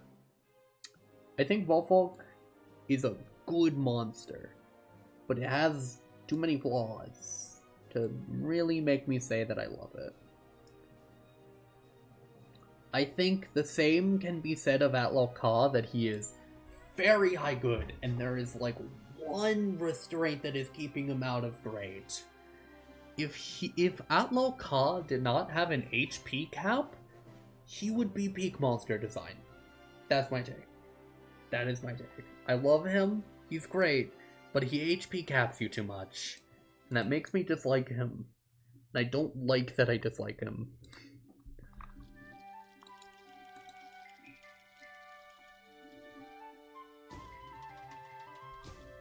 I have not listened to World's Village theme enough. Oh, never mind, I have.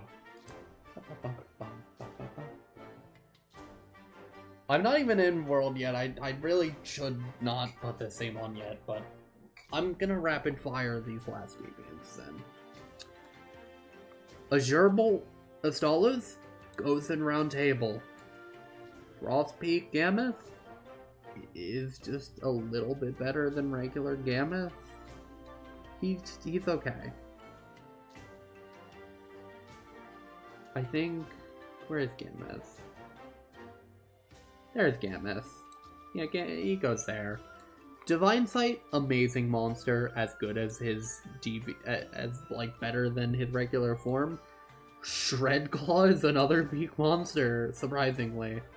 You do not expect these things, and then they are the case. Hazewing is as nothing as his counterpart, and Bloodlust Diablos is the Round Table version of Diablos. He's so good. Bloodlust Diablos has two of his own themes, and the fight is one of the most intense, dramatic fights in it. Just makes me so happy to get to do it. Okay.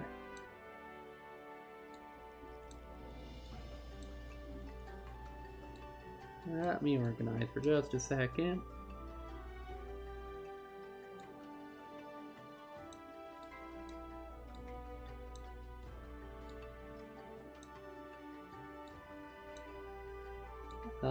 Terra at the end. Leshian, yeah.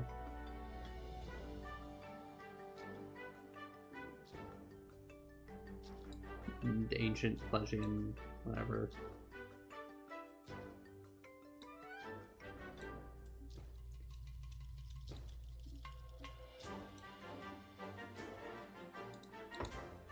Goodness, what a good theme. Now, I don't have very high opinions of New World, so I might sound very, very upset with a lot of it, but I promise you, there are great monsters in New World. There really are. It's just hard for me to really decide upon them. Kulu-Ya-Ku is one that I just don't like. He's another mid-normal dinosaur. I'm gonna rapid fire some of the ones that I dislike. So I'm just gonna grab them real quick.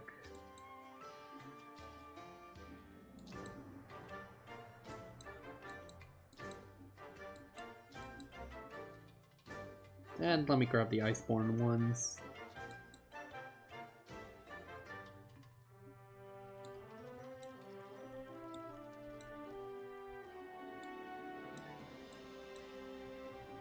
I dislike you. Dislike you. Okay. I'm gonna rapid fire some of these. Most of my complaints about these fights are that they are not that interesting or that they are just not fun to play. I dislike Jagras a lot. He is just a worse middle of the road one of these guys. I strongly dislike you. Kind of like I dislike you. Tobikadachi is just kind of middle of the road. I despise Anjanath and his subspecies, which can both stay down here by Emerald Kingala. Behemoth, I just dislike him. I think that he's not interesting enough for me. I don't like Radobon. People like saying... I have heard people tell me the words Bone Uragon or like Bone-Free Radobon when talking about Uragon because they ran into Radobon first, and I'm like, how do you...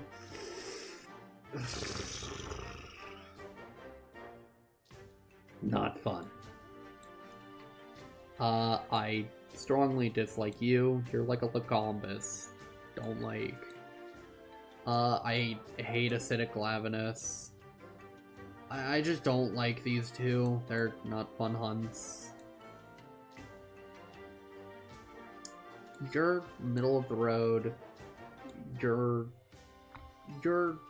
just above average. Ruin Nergigante, I dislike. I think that I dislike him more than I dislike monsters like Radobon. And I just strongly dislike Frostfang Barioth because he just... I don't know, man. I like Barioth. I don't like New World Barioth. There's a big difference. But now, we get monsters I do like that are a part of this. I forgot these guys' name. He's a much more fun version of what a middle-of-the-road Velocidrome should do. I like that he shows up and flashbangs you and then just dips. He's funny. He's a silly little guy. Paolumu gets to go into the round table as one of my favorite cute monsters. And I think Pukei is New World Kutku done right. He's what I want in that. He's great. Kutku walked so that Pukei could run. That is my feelings. I like the funny Great Gyros. I like him. I think that he's good design-wise. I think that he's just kind of okay. Maybe just above average, but... yeah, he's just above average. He's below something like a Permatar.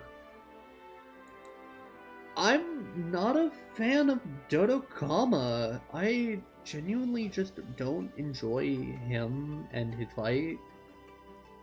I think his design's a little stupid in a bad way. Grab some of the subspecies of the monsters I'm talking about. Battlegeese is...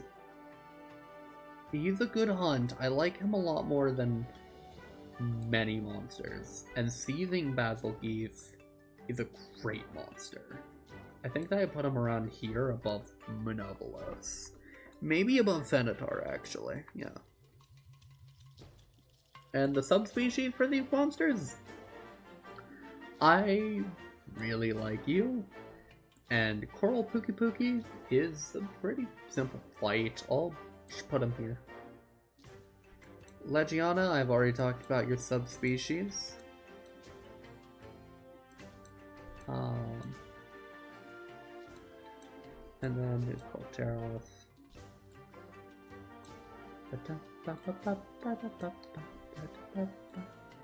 Overall, I don't like half the monsters that are introduced in Iceborne, but some of the subspecies are fun. Legiana Legiana's like Nargacuga type of bad, where they just kind of have one or two moves where you just don't enjoy dealing with them. And it just makes having to fight them over and over again not a good time, in my opinion. Oda Garen, on the other hand, is a really well-designed hunt. He's Tigrex, but again, I think his subspecies is a little better than like Brute Tigrex. I think they kind of squeaked that one in. Valhazak is very close to peak monster design. I don't like his subspecies. It's good, but its flaws very much hold it back.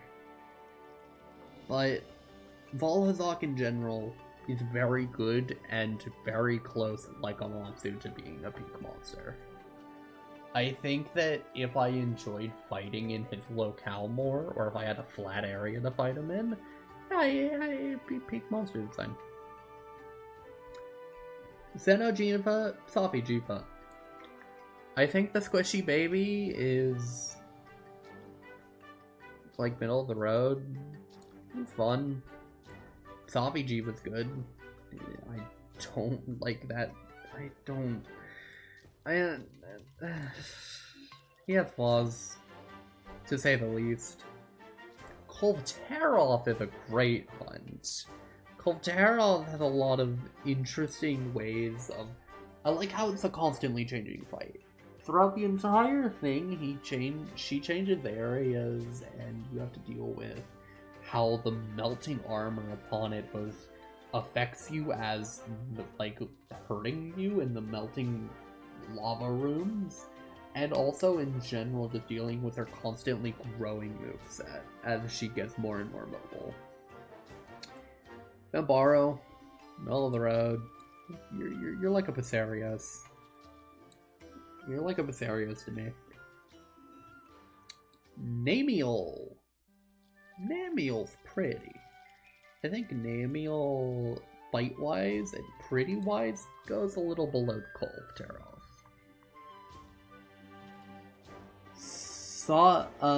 Sharish Valda he's going up here. And I'll touch on him in just a moment. And I think Velkhana also get to go up here. I don't think Sharish Valda is better than, like, Shagaru. But I think that they're very close. And Velkhana is, like, Januga good, but not Dire Morales good.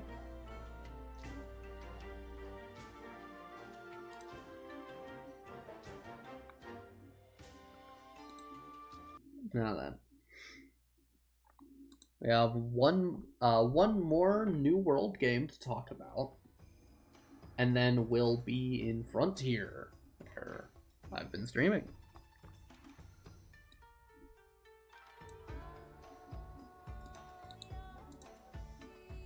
Night.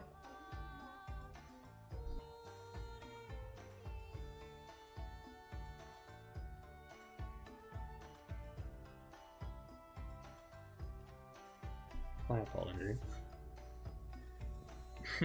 I love the hub theme for this place. It's very relaxing. I am going to make an automatic pull of these 5 monsters and put them in hatred. Because they did something to me. They hurt me in a way that I dislike. Because they're not deviants. They're so close. Half of them do what their deviants are supposed to do, and they're not deviants. They're called Apex, which isn't what they are. And it's like it makes me angry. Oh, there's also the Januga one. Get him down there. Now, this is just better Volfolk. This is what Volfolk is supposed to be. Like, Volfolk down here is supposed to be this Volfolk. They're so similar, but, like, perfectly different in the good ways. This is another basic boy. It's a little less interesting than Jaggy. Aknasam. I hate him. I don't like fighting him. I'd fight him like I would a Lagambi. Titranodon. I forget your name. I also strongly dislike you. Your fight is not fun. It's an Ashuros and a half. Almudron. I really liked this guy at first. But, like, not anymore. I don't think he's as good as I used to think he was.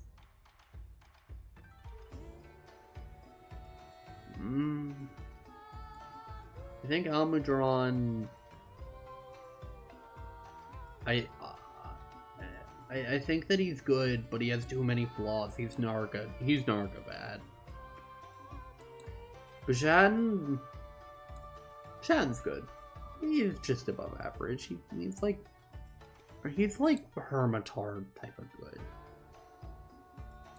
His fight is weird. The like juggling is not that interesting of a gimmick. No, let me grab the two subspecies that I already have. The fiery one is just a little better. I like the spinning pine cones. I hate Magma Almudron. He's annoying. Somnicanth? He's good. I want to like him more, but his fight just isn't fun. It's really boring and easy, and it's over long before it really should be.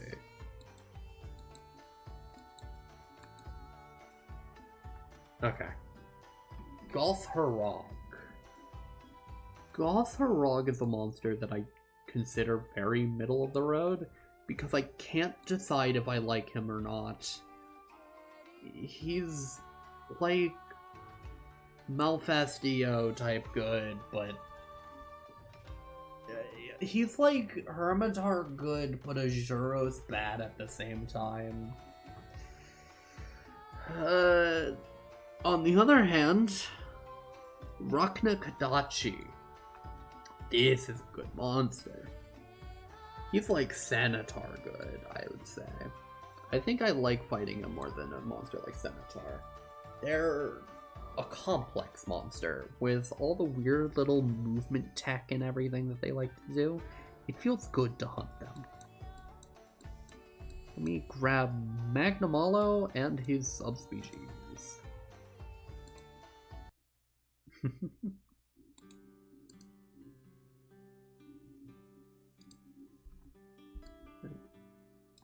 There we go. Wow, we have a full row of names here. Alright. Magnamalo. I don't like Magnamalo. I think that his flaws really hold him back. I think that he's Baroth type of annoying, where he just constantly makes me upset at him. His subspecies, on the other hand, Scorned, does what a much later monster I'm gonna mention does. That's really good. I think it makes him good, but he still has Magnamalo flaws that I dislike, that make him like Narga bad. A little more fun than Almudron and Legiana, though. I strongly dislike Abuchi and Narwa. All Mother Narwa is like better than them, but not by much. Not by much. Now, we get to Garangolm and Lunagaron. Two very different sides of a coin here. Because I hate Garangolm with a burning passion like I hate Emerald Kangala. But I love Lunagaron like I love Tigrex. Lunagaron is just a really solid hunt. He's like bottom of peak monster. His fight's very tight in a good way, where he switches into this like standing up mode, where he'll be hyper aggressive, and it's super good. Risen monsters. The Risen variants, I'm gonna pull in the last Sunbreak monsters here. These are good monsters. The Risens are what I like about every Elder Dragon, but done better. Except for Volfolk. I think Volfolk is just a little bit worse than regular. Risen Kushala is a good monster. Not peak, but really good. Risen Shagaru goes at round table. Risen Teostra's a great monster, well designed. I think that he goes around Kushala. I think those two just stick together. And Risen Chameleos is how you turn around a monster from bad to good. It's a rework of his moveset in such a good way that I just adore him. Now, Malzeno, Primordial Malzeno, Geismagorm, all three go round table. And I will get to them when I get to explaining the round table in full. But for now, know that they're good, and just kind of take that in. Finally, we've come to the last section of this tier list before we do wrapping up. Frontier. Frontier has a lot of monsters in it. A lot of good, a lot of weird, a lot of ones that are confusing and hard to put together in a coherent manner. But I will do my best.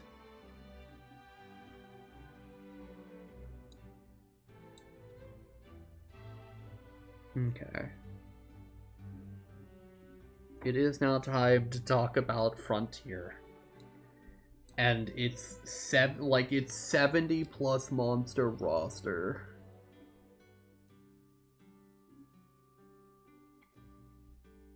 $15, $30. Yeah, 60, 75, like 85 monster roster of new monsters. We're gonna start simple here.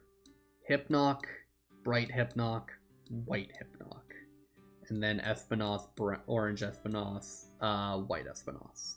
Brown Espinos, Orange Espinos, Flaming Espinos, they all change. But I'm gonna take a moment, take a little sip of my water.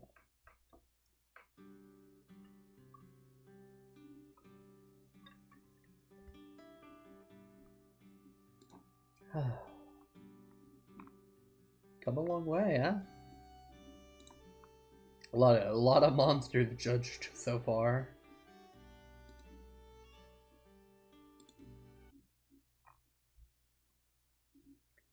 Time for the finale. I think I'll also bring up this trio.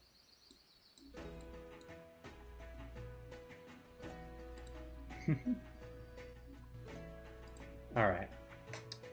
Hypnocatrice. Hypnocatrice and Bright are very much the exact same monster. They're very good, is what they are. They're simple, they're effective, they're like Hermitar, and like they're a little above where Brack is, maybe just a little below. I think that they're fine.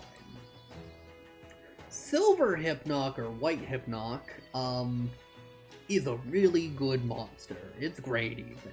I love him more than I love like Monobolos. I think I'd put him near Copper Blinganga, to be honest.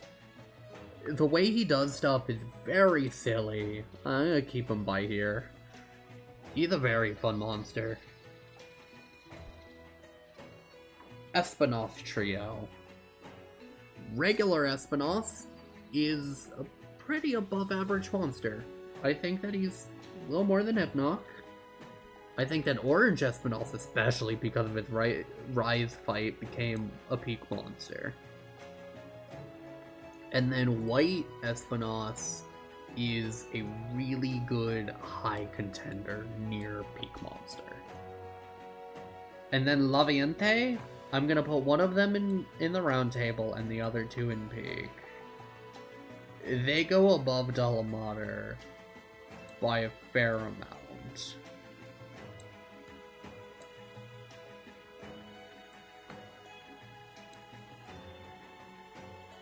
Their fight is basically what Dalamater wishes it could be, on every level.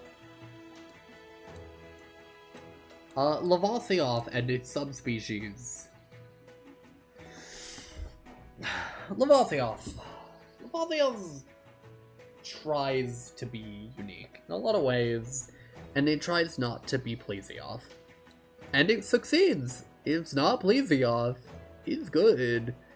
It's honestly, like, better than Najarala. I think its subspecies is just kind of here. But its second subspecies, its Supremacy monster version, is a real good monster. I think it's, like, better than Kyurem good. I wouldn't put it above Fatalis, but it's real good.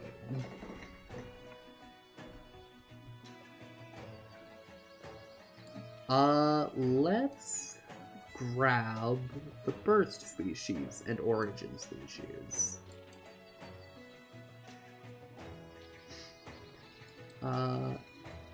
Yarasu, Medogaron, Mew.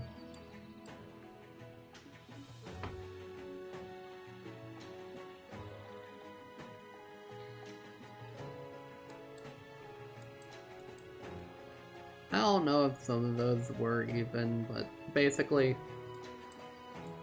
grab these ones. Yep, there we go. Okay, that's fine.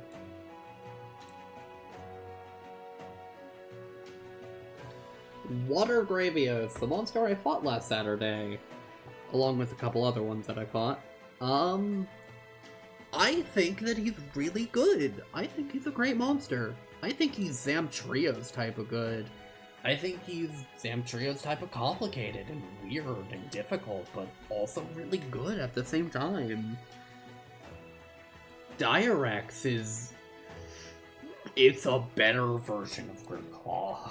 It's so good. It's like White Espinos good. His fight is super interesting and weird.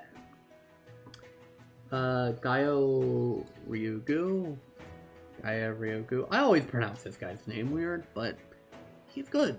He's very good. I would put him by Glavenus. He's basically what ended up becoming Glavenus. This guy is a little middle of the road, but I'll put him high. I'll put him by Velocitron. Under Electrion. Furakaruru. Is this guy. Bird. Bird that drinks a lot of pollen. I'll show him off on Saturday. I think that he's a little above average. I think he's under a Garuga. But he's not bad. He's certainly not a bad hunt at all. Woljang! You know what my takes are on Rajang? I think he's great. I don't think he's perfect, though. I don't think he's peak monster design. And I'll show that off more on Saturday. Demon Diablos, which is repetitive.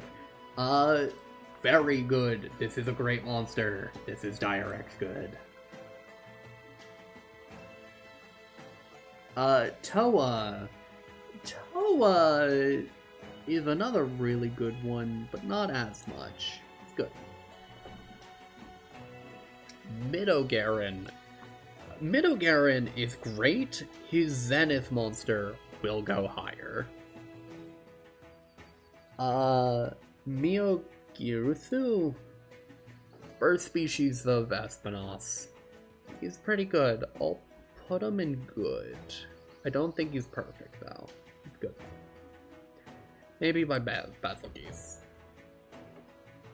Then Pom Pom Bird. I think Pom Pom Bird's Good. Not great, but good. I think I am going to take a real quick BRB, and then I'm going to finish off the list, okay? Thank you very much for your patience. It is very much appreciated.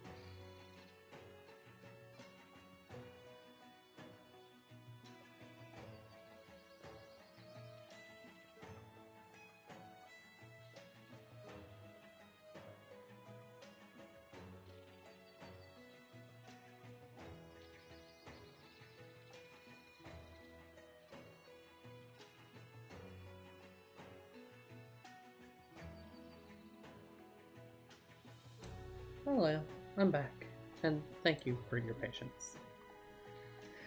Let us continue with the list.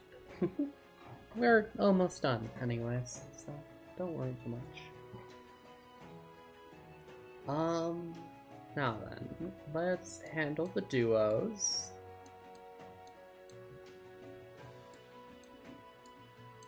These aren't technically a duo, but I'm putting them here. Neither of these two. Kamu Garen and Nono Garen. I hate them.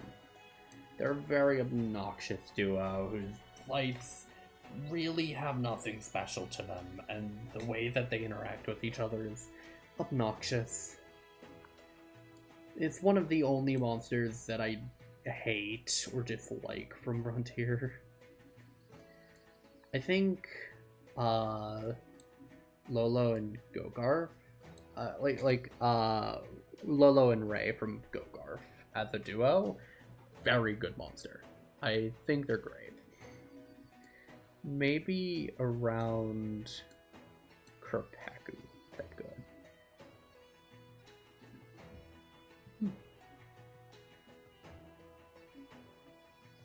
Save this guy for later, but Zeru and Unknown. Zeru and Unknown. Zeru is a very well-designed monster, and I think, honestly, they go in big. Along with Unknown, these two are just really well-designed fights where they're very intense, constantly evolving and changing to how you play so that you have to do even harder against them. Vashamu's great fight, but Jebia's just good. I think Jebia goes lower because of their regen ability and how much they spam crystallization.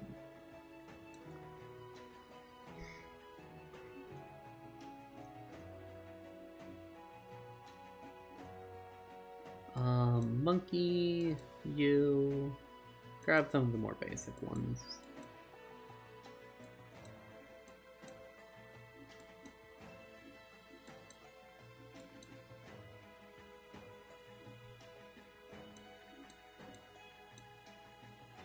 Yamakurai. All three of the Whip Boys, I'll grab them.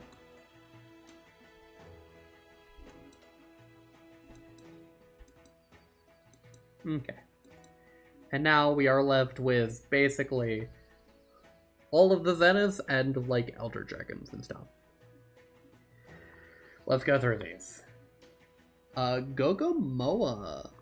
I think Gogomoa is a very good intro monster. I think that it's Yain Kutku type good. It's what a good intro monster should be.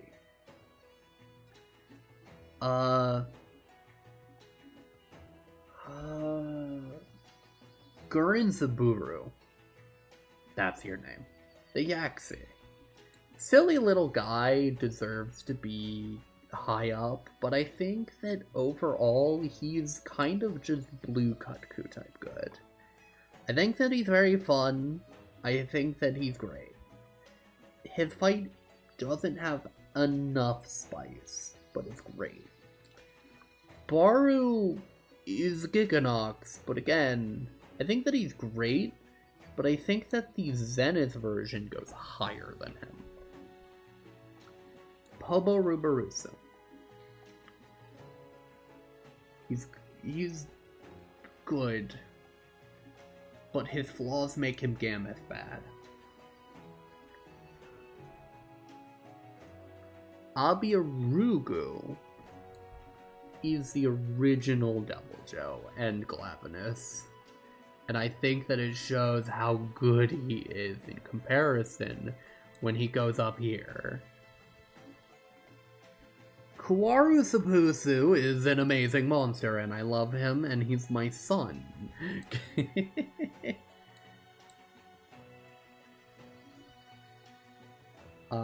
Parya. I kind of dislike him. Not great. He's fine. Yamakurai, I still dislike. Inagami's good. He's not the best, but he's good. He's a very solid fight. Tycoon base form is like Tycoon base Tycoon is already peak monster design. The later fight of him, the Zenith, amazing. This one, she's good. Kusura Bazura. Big punchy boy that I'll show off later on. I think that he's just above average. I think regular Kusura Bazura is like Bishaten type of good. Hujikiki, on the other hand, is much more like Basilgeese type good. Where he really deserves to be higher, but he just got like one or two things to him. Torrid class is very middle of the road. I'd put him by like Alatreon. I put him by there. Amperuria? Swordfish. He's fun. I like him. His Zenith is really good. I think that his fight's a little confusing and hard to follow, but he's good. His Zenith will go higher. The Whip Boys! Whip Dragons. I think that you're good. Your flaws hold you back, but you're like Volhazok subspecies good. I dislike you, and you are good. You're really good. I just suck at fighting you. And then Miru, base Miru goes up here. Base Miru is real good. Finally, we have a whole bunch of Elder Dragons to go through before we get to the Zenith monsters.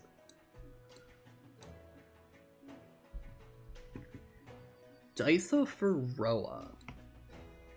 Dicephoroa is a good monster. He's so complicated that I can't understand how to fight him, but he's great. Elzellion's another great fight. He deserves to be high up, even though I struggle with him. Garuba Deora deserves to go in the round table. His fight's beautiful. It's magnificent. I love it. Gonzarumo also goes on round table. Instant pick. Metal Dragon is another peak monster in terms of gimmick. I love you. I'm going to describe you in just a second. Oh, that's the Musa. I don't have an opinion on you yet. I strongly dislike you. Actually, I strongly dislike these two.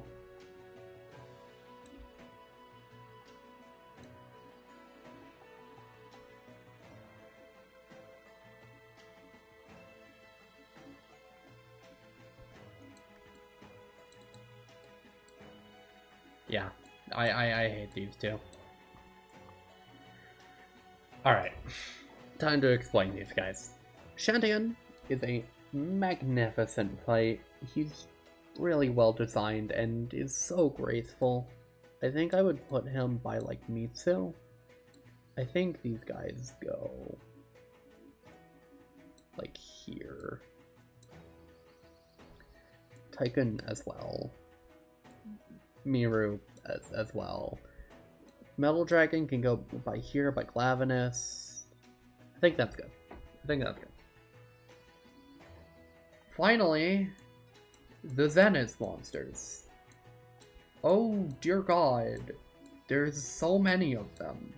There's like 30 Zenith monsters. That's not me like complaining about them, to be honest. That's more so me just acknowledging how many of them there are. My god. This Zenith is kind of good. I'm gonna give them a very general one and then be a little more specific. Cause I'm getting kinda tired here. Very good. Hermidar, you're above average. I haven't gotten to fight you enough. You're good. Plesioth, you're good. You're great. You're also great. You're what Blangonga should always be forever and ever.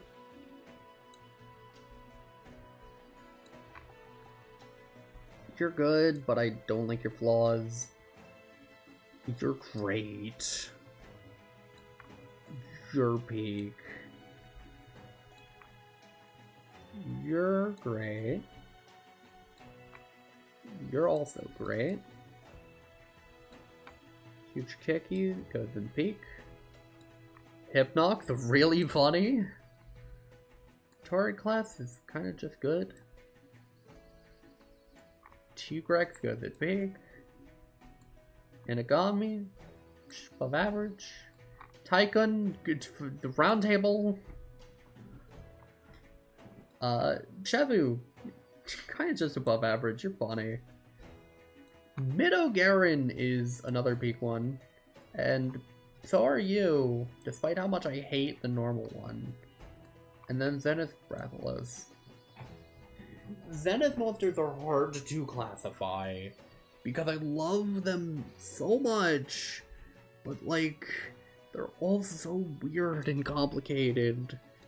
I love you a lot more than regular. Like, Zenith Hypnoc is like here, you're like here. I would put you around here. Put you by like Battlegeese.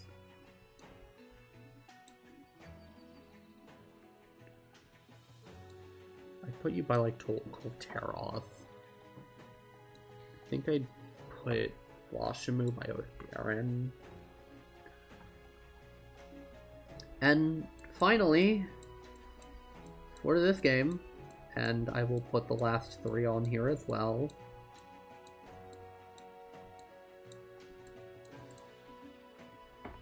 The Musos and the 3 story finales. Hi Amber, welcome back. Our tier list is almost completed.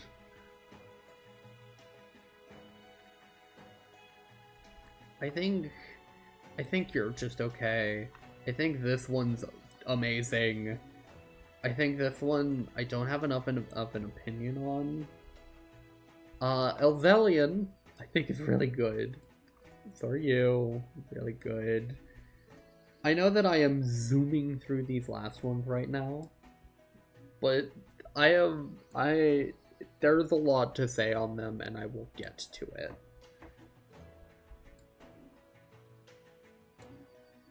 And then my last takes are, these ones are just above average. So are you, and then I just don't really care about you that much. Okay. Musos. I think it's Muso. It's really good. I don't really have much of an opinion on it, because I haven't gotten to fight it enough. I haven't really gotten to feel it enough. Ruler Guanzarumo? It's more Guanzo. It's really good. It's really good. Finally, I will show to you my 3 favorite monsters once we take one last good look through this list.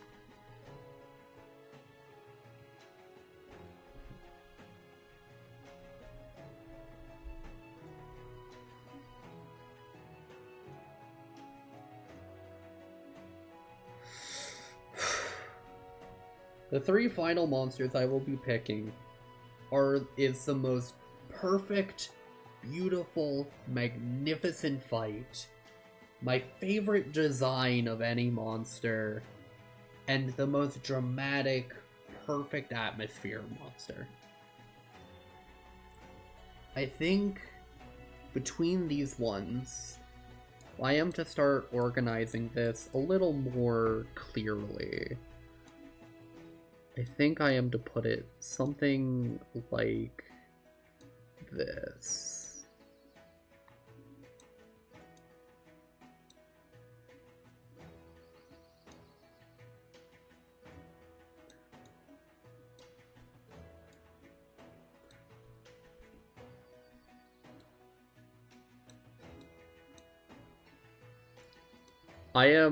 I think Primordial Malzeno is the cleanest monster in the entire series. I think Paolumu is my favorite design-wise, and I think Geismagorm is the best atmosphere of a monster ever. I think those are my takes.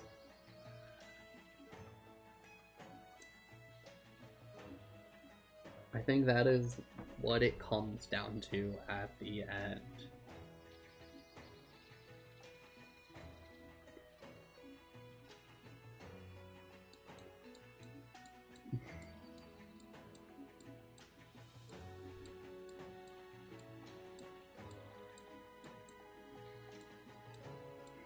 And I'll just put these here for funsies.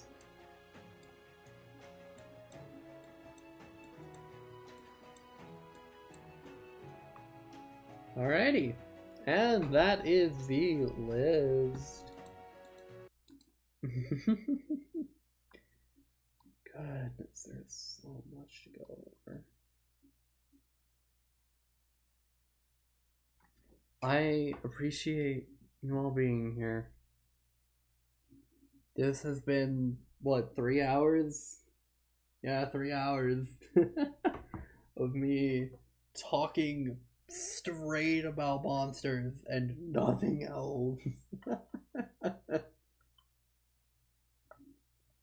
If anyone ever questions my opinion on monsters and the validity of my statements, consult the chart. Consult the chart and tell me, like, hey, wait a minute, why are you saying this monster's so good? You put him in B tier. And it's like, yeah, well, like, B tier's still good. Thank you for being here, and I think that'll be it for tonight. I appreciate you being around, and I hope that you have a night most wondrous. Okay? There are 342 images in this. It's more like 330 because of all of the name tags, but still. Have a wonderful night. Bye bye.